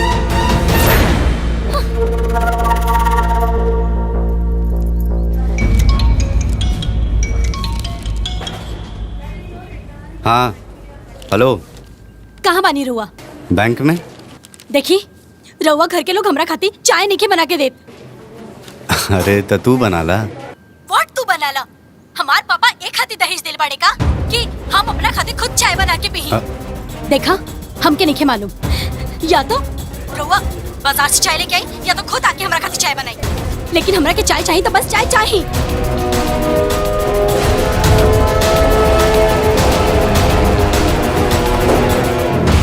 बाबूजी, गांव समाज में बहुत बेइज्जती होता, कुछ समझ में नहीं आया। ले आगे ले।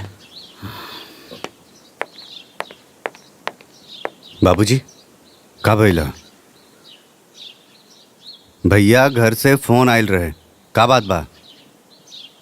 ते काहे चिंता में बाड़ी माई, उनकर मेरा रू है ना, पूछेलस। का बात बा माई? का बताइए बेटा, हमने के अपना गलती के सजा भुगता नहीं जा। मतलब देवर जी की हमनी के तो अनपढ़ बानी जाना, जाके अपन पढ़ल लिखल मेहरारू से पूछ ली। ममता, ममता, ममता, कहा का बात बा? हमार मुंह ठीक नहीं खे। काहे? ई बताई, हमार रील वील बनावे से ई लोगन के का प्रॉब्लम बा? अरे रील वील ना बनत रहे, छत पे खड़ा होके ऑर्केस्ट्रा के डांस चलत रहे। का बाजू में खड़ा बाड़ी पूछ ली ना। हाँ बनावत रहनीता। अरे गांव के लोग अपना छत पे खड़ा होके सीटी मारत रहला। अभी बेशर्मी पे केहू बोली ना का? Shut up. Shut up, you illiterate woman. I don't want to talk to a fool like you. You shut up, shameless woman. Even I don't want to talk a crazy woman like you. I am done with this word illiterate. What do you think? You are more educated than me in this house? Listen, I am more educated than you. Did you understand?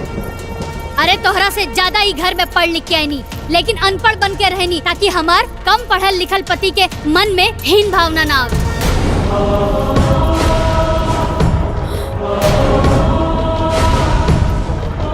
अरे educated पीपल के अंदर culture होला, लेकिन तू कौन पढ़ाई पढ़ के आयल बाड़ू कि सबके नीचा दिखावत अड़।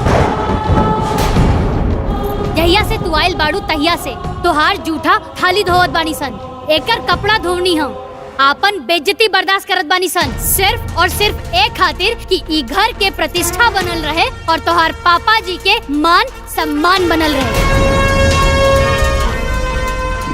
माई, भाभी का कहताड़ी? हाँ बेटा, बड़के दुल्हन जॉन कहतरी सब सच कहतर।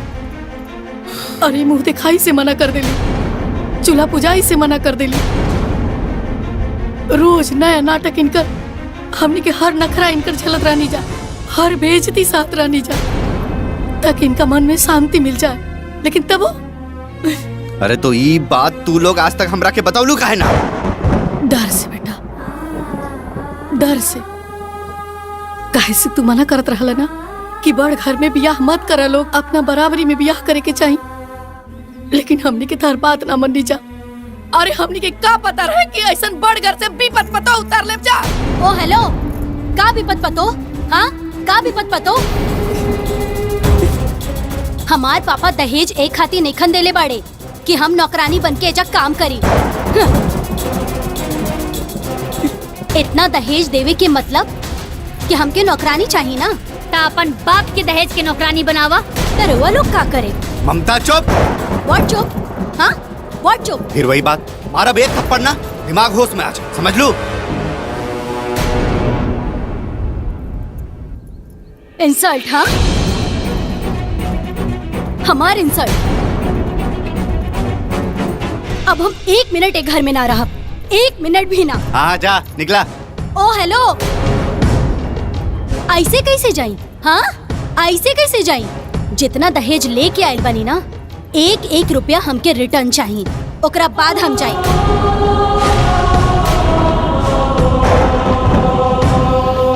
डन। तहार एक एक रुपया और तहार दहेज हम रिटर्न कर दे। बाकी तहार जैसन बदतमीज लड़की जौन हमारे फैमिली के रिस्पेक्ट ना करे, हमरा के ना चाहिए। जा निकल यहाँ से। अरे ऐसे कैसे चल जाई? आपन दहेज लेके वापस? हमनी से गुलामी करवले बिया, हमार गुलामी करे के पड़ी, ओकरा बाद जाई। ओके फाइन, कल हम अपने पापा के एजा बुला लेंगे।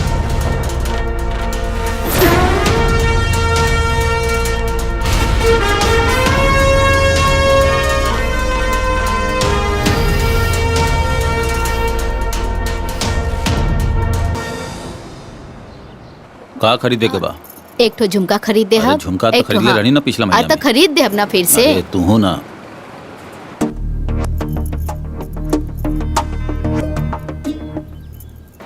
हेलो।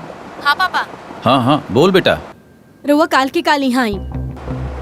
बात का बा वो तो बतावा। रुआ पहले यहाँ आई, सब आपके पता चल गई। ओके मम्मी से बात करबू? ना मूड नहीं खे। कल हम आवत तानी। का भाई? पता ना गुस्सा में लागत रहल। बाबूजी छोट मुंह बड़ बात करत तानी, अब आपे बताई का रउआ अपन बेटी के दहेज ई खातिर देले बानी कि वो हमनी के नीचा दिखावे, हमनी के बेइज्जती करे? हाँ समधे जी, का समधिन जी रहुआ माई बाप के ऐसे ही नौकर नौकरानी बना के रख ले रही? ना ये तो बिल्कुल गलत बात। पापा रुआ के हम एजा बोलेले बानी कि ई लोग। तू बोलैले बाड़ू। हाँ तो हमार सुनी ना। हाँ बोला। देखी पापा, हमरा ऐसन अनपढ़ और ड्रामेबाज लोगन के साथ नहीं रहे के। ई तू का कहताड़ू? देखी पापा, हम ही फैसला पहले ही कर लेले बानी, रउआ के सिर्फ बता रहल बानी। अच्छा आखिर इतना हार्ड डिसीजन तू ले लू का है? काहे कि ई लोग के साथ हम यहाँ परकटी चिड़िया की तरह नहीं रह सकत। ई लोग के हमार हर बात पे ऑब्जेक्शन बा, हम इतना लिमिटेशन में ना रह। बेटी ये सब तोहरा खेल लगाता, ये तोहरे लाइफ के बात बा। डोंट वरी पापा, ई लोगन से सारा दहेज के पैसा और सामान हम वापस ले ले। ममता आर यू मैड? रिलैक्स पापा, देखी हम ही फैसला कर चुकल बानी और अब हमार फैसला चेंज नहीं हो सकत बस। अरे बाबू रउआ कुछ काहे बोलत नहीं की? हमरा इनका फैसला से कौनो एतराज नहीं के। पूरा लाइफ बर्बाद हो जाई। ये पागल लड़की के समझ में नहीं आवत। व्हाट लाइफ बर्बाद हो जाई? हाँ व्हाट लाइफ बर्बाद हो जाई पापा? यहाँ रह के भी कोनो आबाद नहीं खे। बस 1 महीना के बाद बा ये लोगन के एहसान उतारे के बाद, और 1 महीना के बाद रउआ बस गाड़ी लेके आ जाइहा। ऐसे ज्यादा बात हमके नहीं करे के बाद बस। रउआ लोग हमरा के माफ कर दी, हम बहुत शर्मिंदा बानी।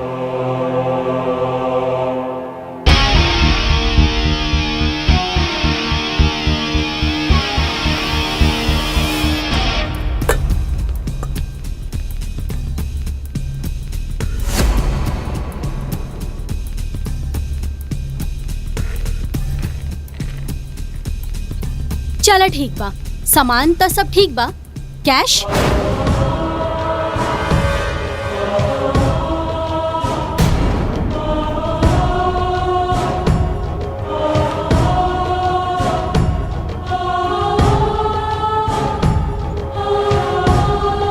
कौनो भी फैसला करे से पहले 10 बार सोच ला, ताकि तोरा के बाद में पछतावे के ना पड़ी। Whatever.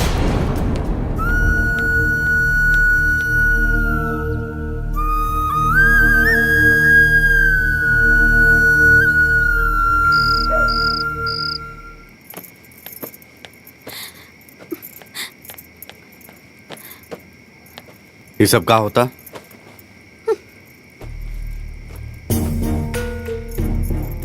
ड्रामा मत करा, समझ लो। ये बिछावन हटा के काहे सुतल बाड़ू? काहे कि हमार पापा के दिहल नहीं खे, और काहे सोती हम राउर घर के बिस्तर पे? हमके ना चाहिए केहू के एहसान। तारी ये बचकाना हरकत की वजह से बात यहाँ तक पहुँच गई। व्हाट बचकाना? हाँ व्हाट बचकाना? पहले ई बताई हमरा कि के बा हमरा से ज्यादा एजुकेटेड है घर में? हाँ के लेके आयल बा हमरा से ज्यादा दहेज है घर में, या के बा हमरा से ज्यादा बड़ घर के ए घर में? बताई। तारा ये बात के बहुत घमंड बा ना? यस बात बा। पछताइबू, एक दिन तू बहुत पछताइबू। ओ हेलो, हमके सब पता बा कि जॉन हमार खिलाफ एक घर में टीम बाजी हो रहल बा ना, ओकर एगो प्लेयर रहुआ बानी। लेकिन बहुत दिन ना, बस कुछ दिन के बाद बा। ओकरा बाद नमस्ते टाटा बाय बाय।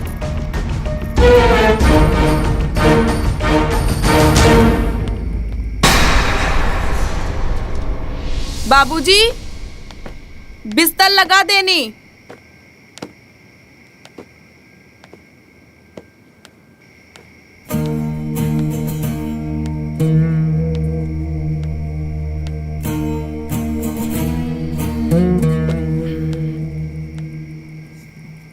लीजिए पानी पी ले।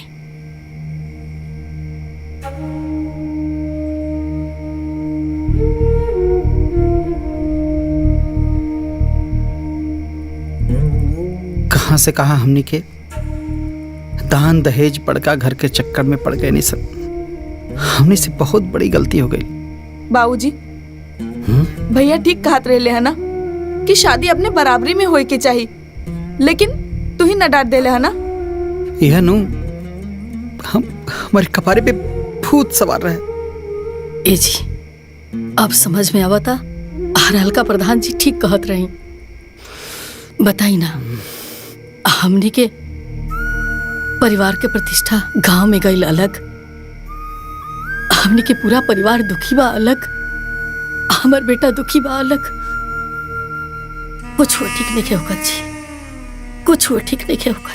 देखा वही जब बड़की बहू इतना पढ़ल लिखले के बाद भी अनपढ़ बन के रहली, एगो इहो संस्कार होला। रहुआ एकदम ठीक कहता नहीं।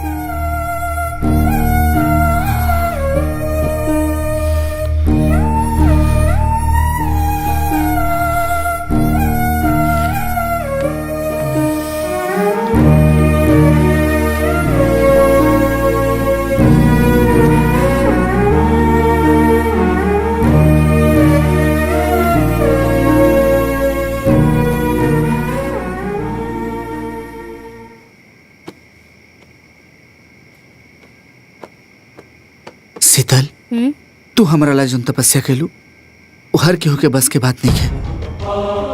अरे कौन औरत अपना पति के मान सम्मान खातिर पढ़ल लिखल होके भी और बार बार अनपढ़ होके के ताना भी सही।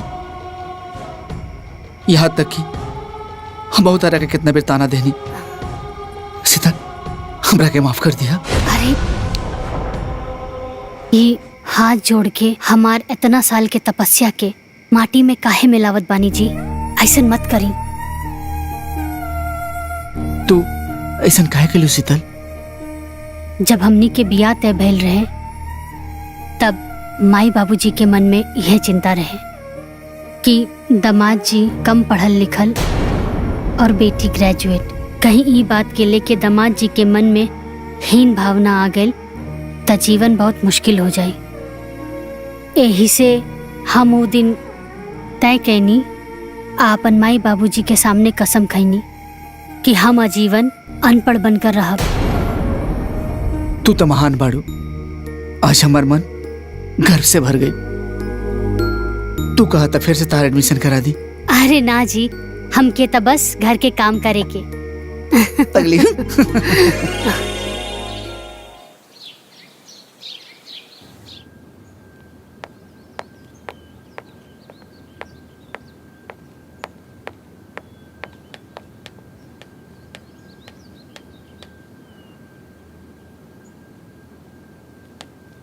अरे ओ बड़े घर की बेटी, अरे ओ बड़े घर की बेटी, अरे ओ दहेज वाली, याद बा ना कि आज चाय तोहरा के बनावे के बा। Get out, get out. हाँ बबुनी, तनी जगावे वाला दवाई तो लेके आई। Get out.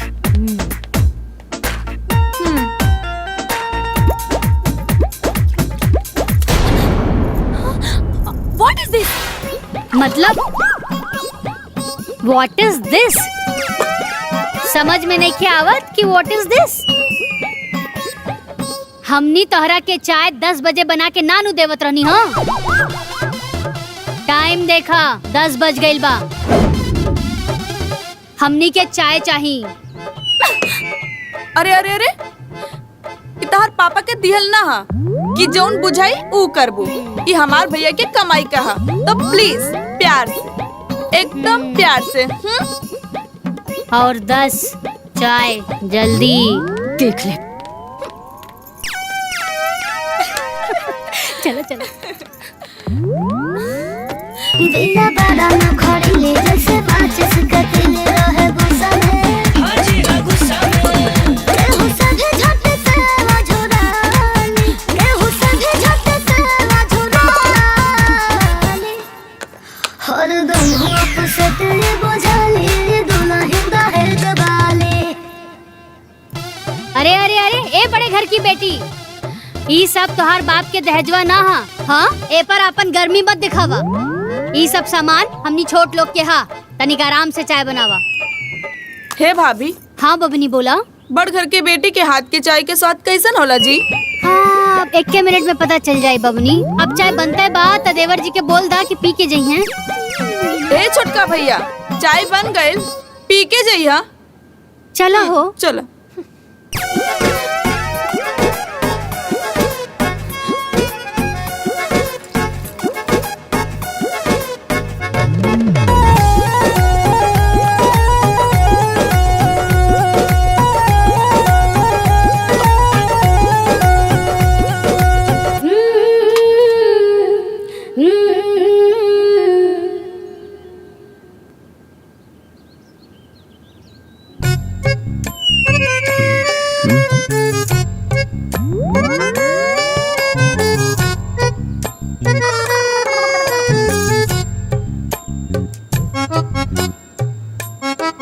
माई चाय तो ऐसने बा जैसन भाभी बनावत रही है। अरे पगला हवे का हैं?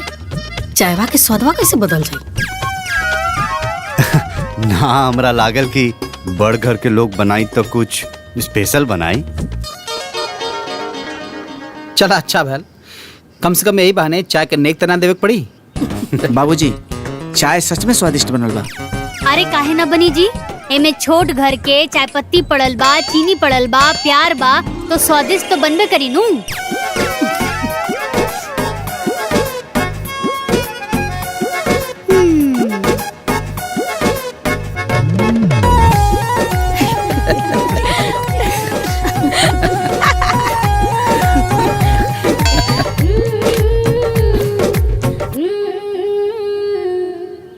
बाबूजी चलल जाए। हाँ चला। हाँ आओ भैया चला हो।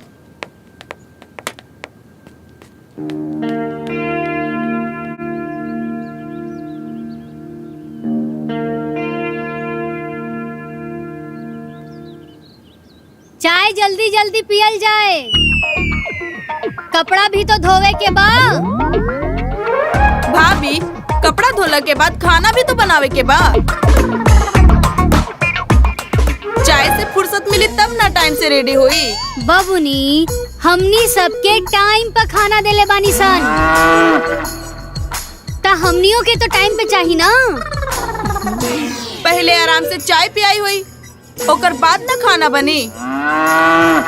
अरे ओसे हमके का बबुनी, हमनी के टाइम पर खाना देले बानी सन, ता हमनियों के टाइम पे चाहिए।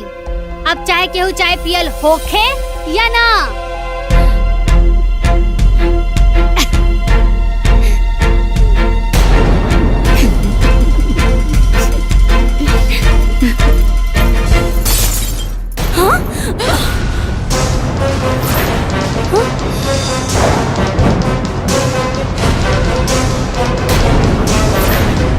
अब जब तक तुम लोग के खाना बना के ना खिया देब ना, तब तक पानी की एक बूंद ना पियब। अरे तेवर तो देखा था नहीं अम्मा जी इनकर। हाँ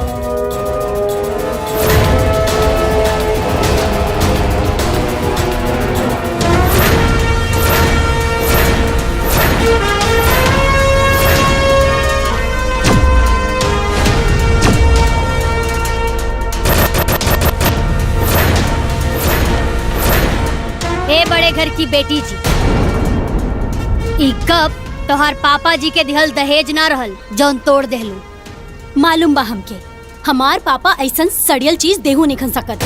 फिर भी चाय तो इहे में पियत रहलू हा। बस कुछ दिन के बाद में, बस कुछ दिन और, फिर ओकरा बाद ई घटिया सामान, घटिया लोग, ई घटिया घर से हमके मुक्ति मिल जाई।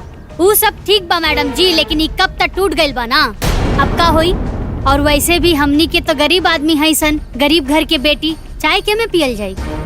अच्छा अभी बताओ तनी।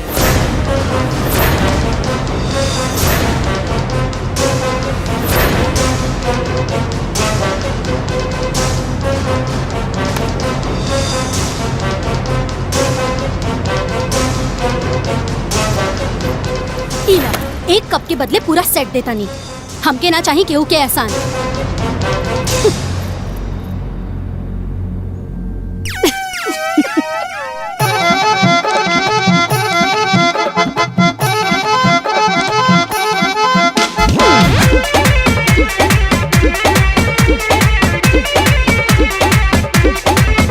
रहे बिगड़ल रसता पाए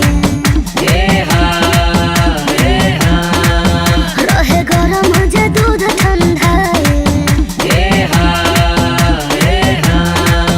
पहिले रहले बड़का बवाली पहिले रहले बड़का बवाली अब करे काम हाली हाली दुल्हन दहेज वाली अब करे काम हाली हाली दुल्हन दहेज वाली दहेज वाली हो दहेज वाली हो दहेज वाली पहिले रहली बड़का बवाली दुल्हन दहेज वाली अब करे काम हाली हाली दुल्हन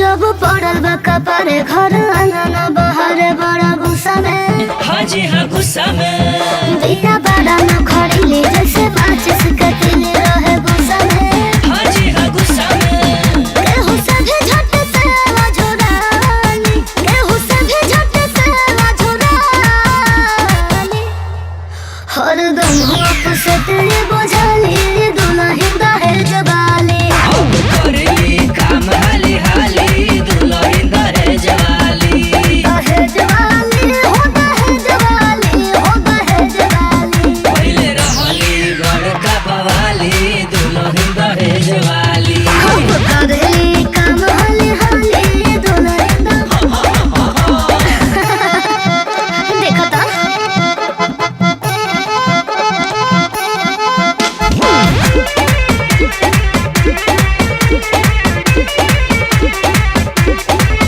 होई बड़े बाप के बेटी आज बेला तारी रोटी देखो कोई से हाजी हारी से सब काम झमा झम करा तारी दाना दान देखो कोई से हाजी हारी से ना दे रहले ना कहू से ना जानी ना दे रहले ना कहू से ना जानी केहू से पूछो कह जानी दुल्हन दहेज वाली करेली काम हाली हाली दुल्हन दहेज वाली दहेज वाली हो दहेज वाली हो दहेज वाली पहिले रहली बड़का बवाली दुल्हन दहेज वाली अब करेली काम हाली हाली दुल्हन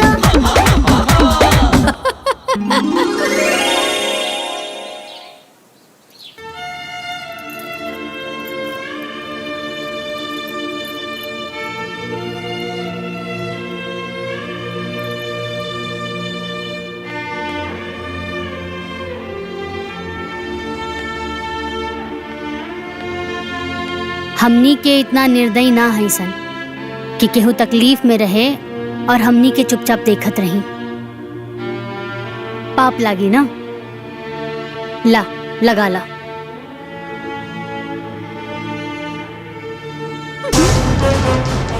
व्हाट पाप लागी?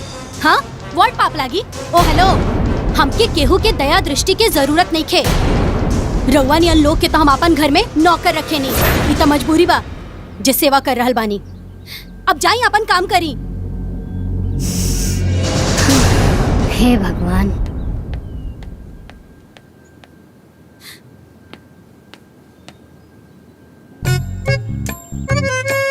अरे आज बड़ घर के बेटी अपन जरल हाथ में अपने से पेस्ट लगाव तारी तो हर बाप के दिहल दहेज ना लगा देत बा का? ई का फर्जी बात कर रहल बानी? अरे हम फर्जी नियर बात करत तानी, तहरे न घमंड बा अपन पापा के दिहल दहेज के।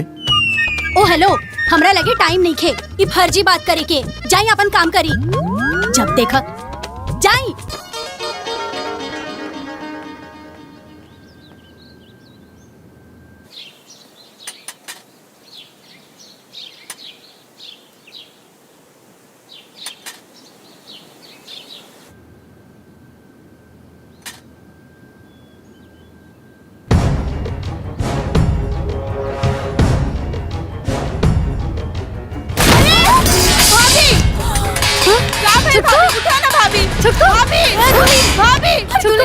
अरे पानी लेके आओ, पानी लेके आओ। ममता, अरे अरे सुनी ना, जल्दी से डॉक्टर के बुला के लेके आई। जाए भैया। देवर जी उठाएं।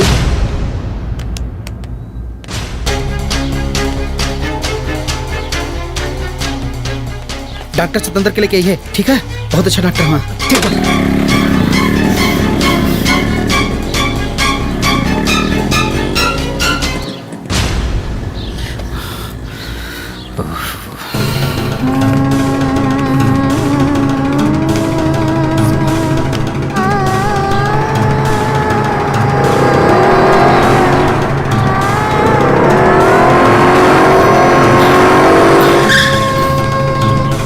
जल्दी चलो, जल्दी आओ।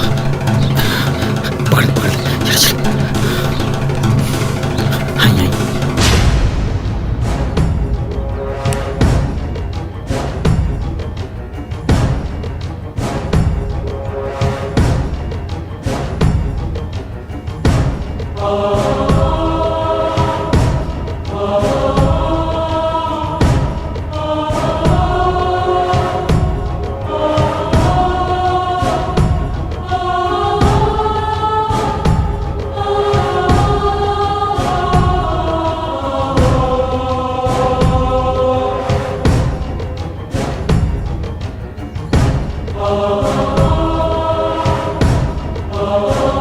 बीपी तो बहुत हाई बा। इनका कोनो बात के टेंशन बा का? डॉक्टर साहब तनी गुस्सा ज्यादा करेली। अरे आजकल के लोग तो गुस्सा ही करेले, हर बात पे गुस्सा। ई ना बुझी है कि गुस्सा कैला से कितना नुकसान होला।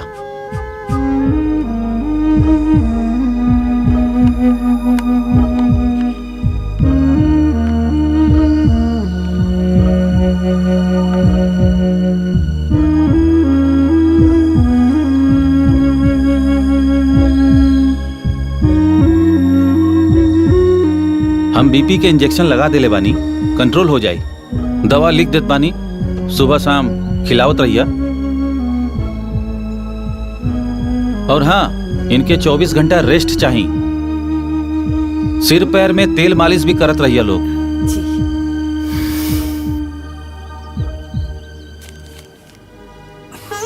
नमक बिल्कुल बंद कर दिया। ठीक बा। फिर आके हम चेक कर ले। हम ठीक बा डॉक्टर साहब। आई चले।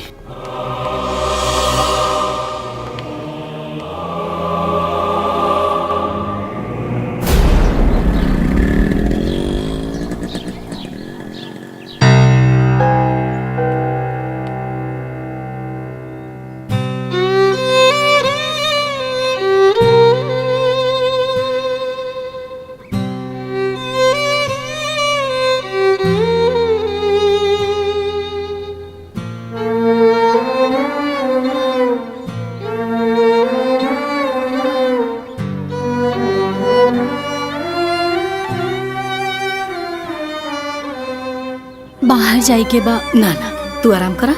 डॉक्टर साहब कहले बाड़े तारा के आराम करेगी।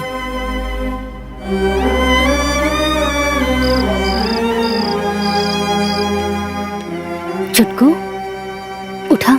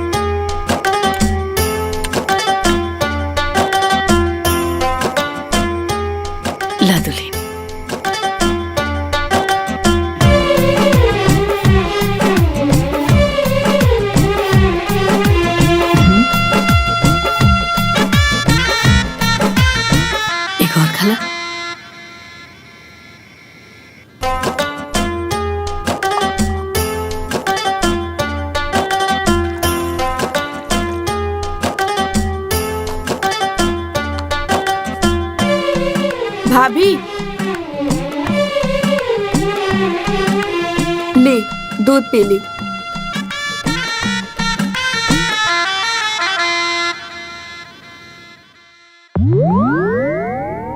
अब हमार मीठा खाए के मन नहीं करत। डॉक्टर साहब नमक देला से मना कैले बाड़े। पीला।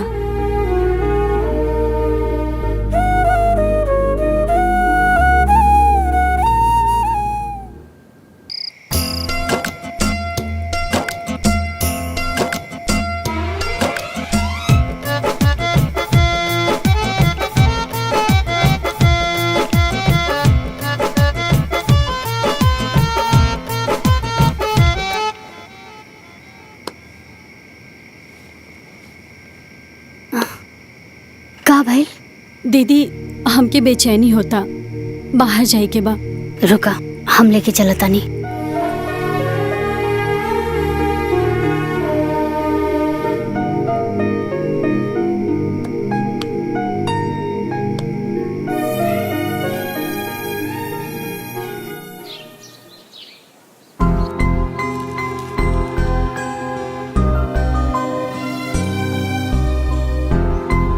अच्छा दीदी, हम का कहत रहनी कि का हम बाहर घूमे जा सकतानी का?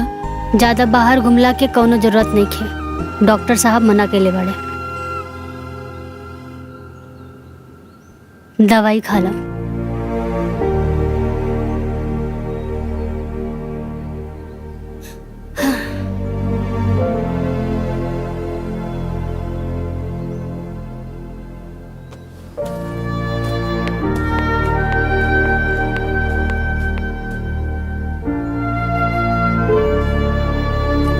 माई हम जाता नहीं बैंक। अरे छोटकी के तबीयत खराब बा, तू बैंक जाता रे? अरे ते लोग तो सब करते बाड़ी, हम रुक के का करब? चाहे कुछ करब या ना करब, लेकिन जब ले देवरानी जी के तबीयत खराब बा ना, रउआ के कौनो बैंक वैंक नहीं खे जाए के।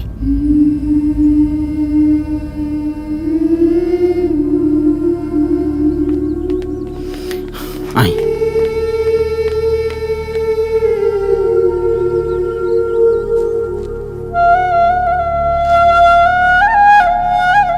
अरे वाह, बीपी तो एकदम नॉर्मल हो गई। रउआ लोग बढ़िया से केयर कईनी, यही से सब कुछ बहुत जल्दी नॉर्मल हो गई। और हाँ, इतना गुस्सा सेहत खातिर बहुत खतरनाक होला, ब्रेन हैमरेज भी हो सकेला। यही से अपन ख्याल रखिया, कूल रहिया और प्यार से रहिया। ठीक बा?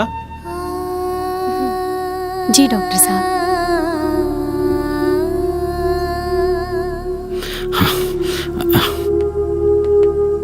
डॉक्टर साहब, आप कैसन तबीयत? एकदम परफेक्ट। हाँ? हाँ, अरे ना ना ना, हमरा क्लिनिक जाए के बा और भी मरीज के देखे के बा। चला तानी। अच्छा ठीक, चलिए चलिए। हाँ, दे द सूटकेस।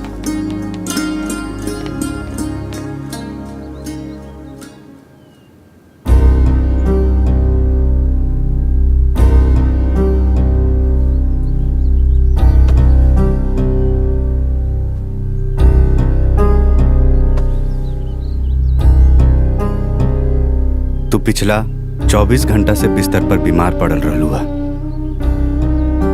का तहार पापा के दहेज तहार देखभाल कैलस? का तहार पापा के दहेज तहरा के दवाई खियवलस? का तहार पापा के दहेज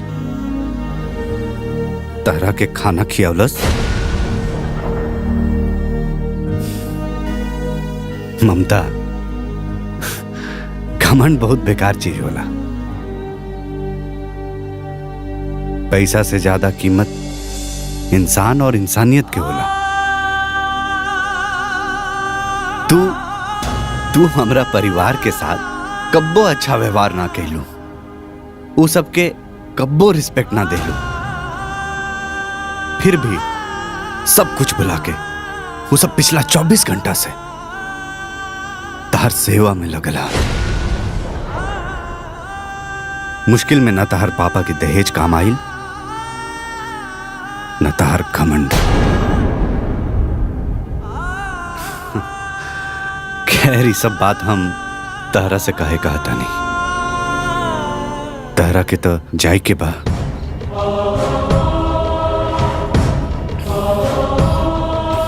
ठीक है।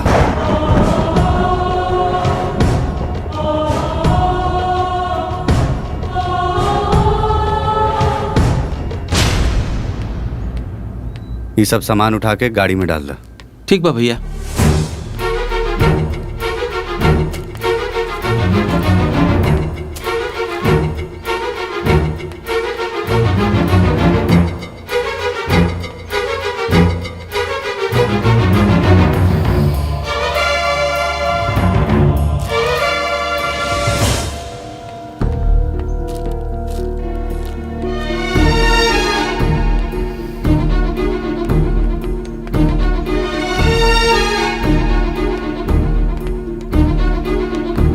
ए बबनी, ये सब सामान कहाँ जाता?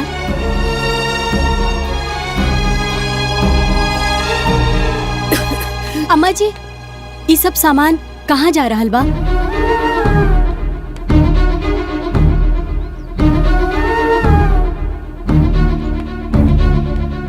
दीदी,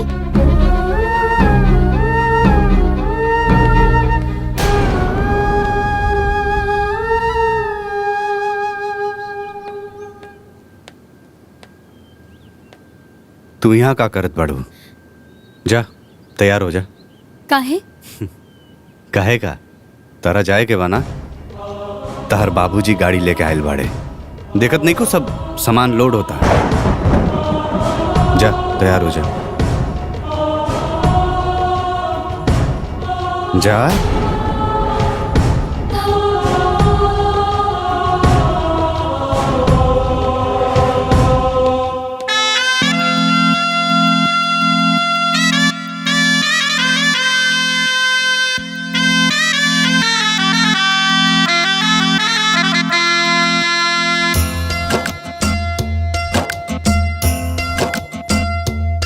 आज आयल बालाचारी मन भायल बाटे भारी। आज आयल बालाचारी मन भायल बाटे भारी। आज छूटो त हमरा से हमरो दुनिया। आज छूटो त हमरा से हमरो दुनिया। कहियो आयल रही जहवा हम बन के कनिया। कहियो आइल रही जहवा हम बन के कनिया।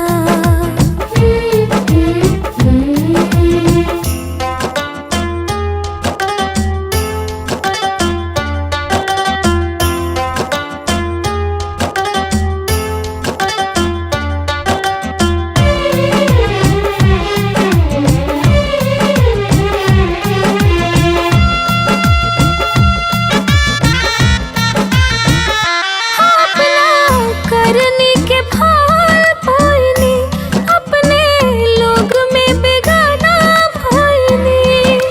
कब ना मुँह से हम ता अब केहू से बोली। अपना दिल के बतिया हम केकराया देखोली। दूर हो तारे पिया जी से उनके धनिया। दूर हो तारे पिया जी से उनके धनिया। कहियो आइल रही जहवा हम बन के कनिया। कहियो आइल रही जहवा हम बन के कनिया।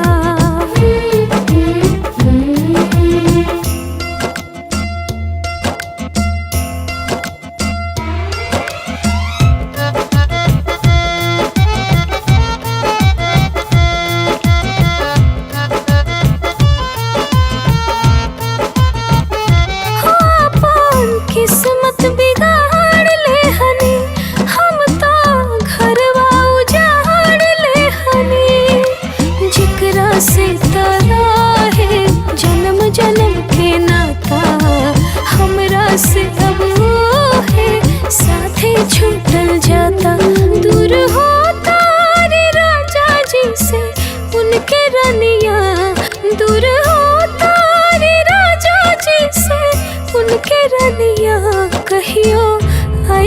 रही जहवा हम बन के कलिया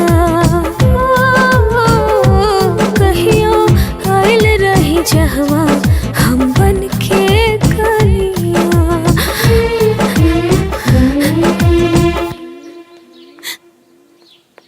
पापा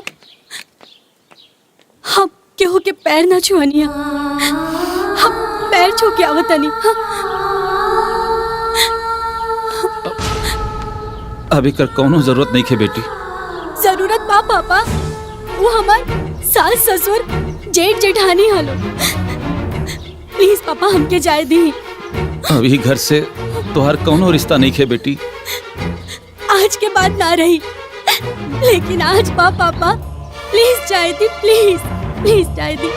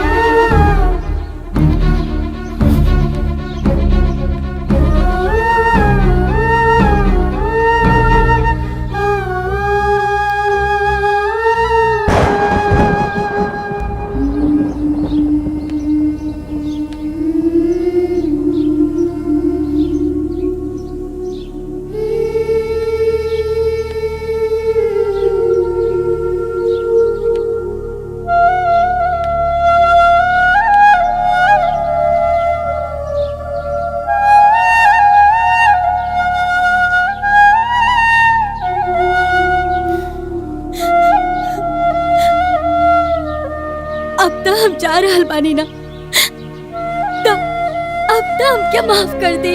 तू अपना मर्जी से जाता डू, तेरा जाए के कर लिया।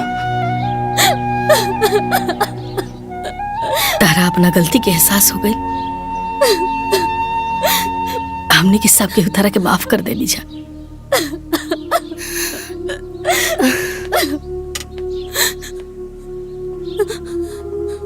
दान दहेज से खुशी ना मिलेला, खुशी ता अपनन के खुशी दे के मिलेला। हे छुटको, बड़ घर के बेटी हो। हे छुटको, बाकी पतो तो हमनी घर की हो ना।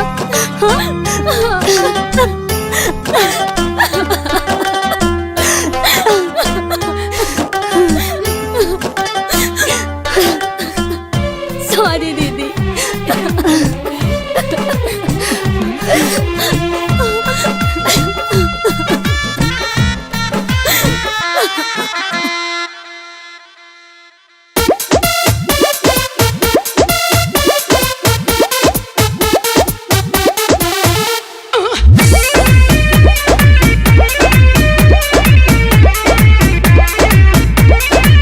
लेके आइली दहेज साथे पलंग कुर्सी मेज नई हर से। लेके आइली दहेज साथे पलंग कुर्सी मेज नई हर से। एकर देख के पुटानी सब कर बढ़े परेशानी। ससुरा वालों को भाव नहीं देती। हाय गजबे बड़े घर की बेटी। ससुरा वालों को भाव नहीं देती। हाय गजबे बड़े घर की बेटी।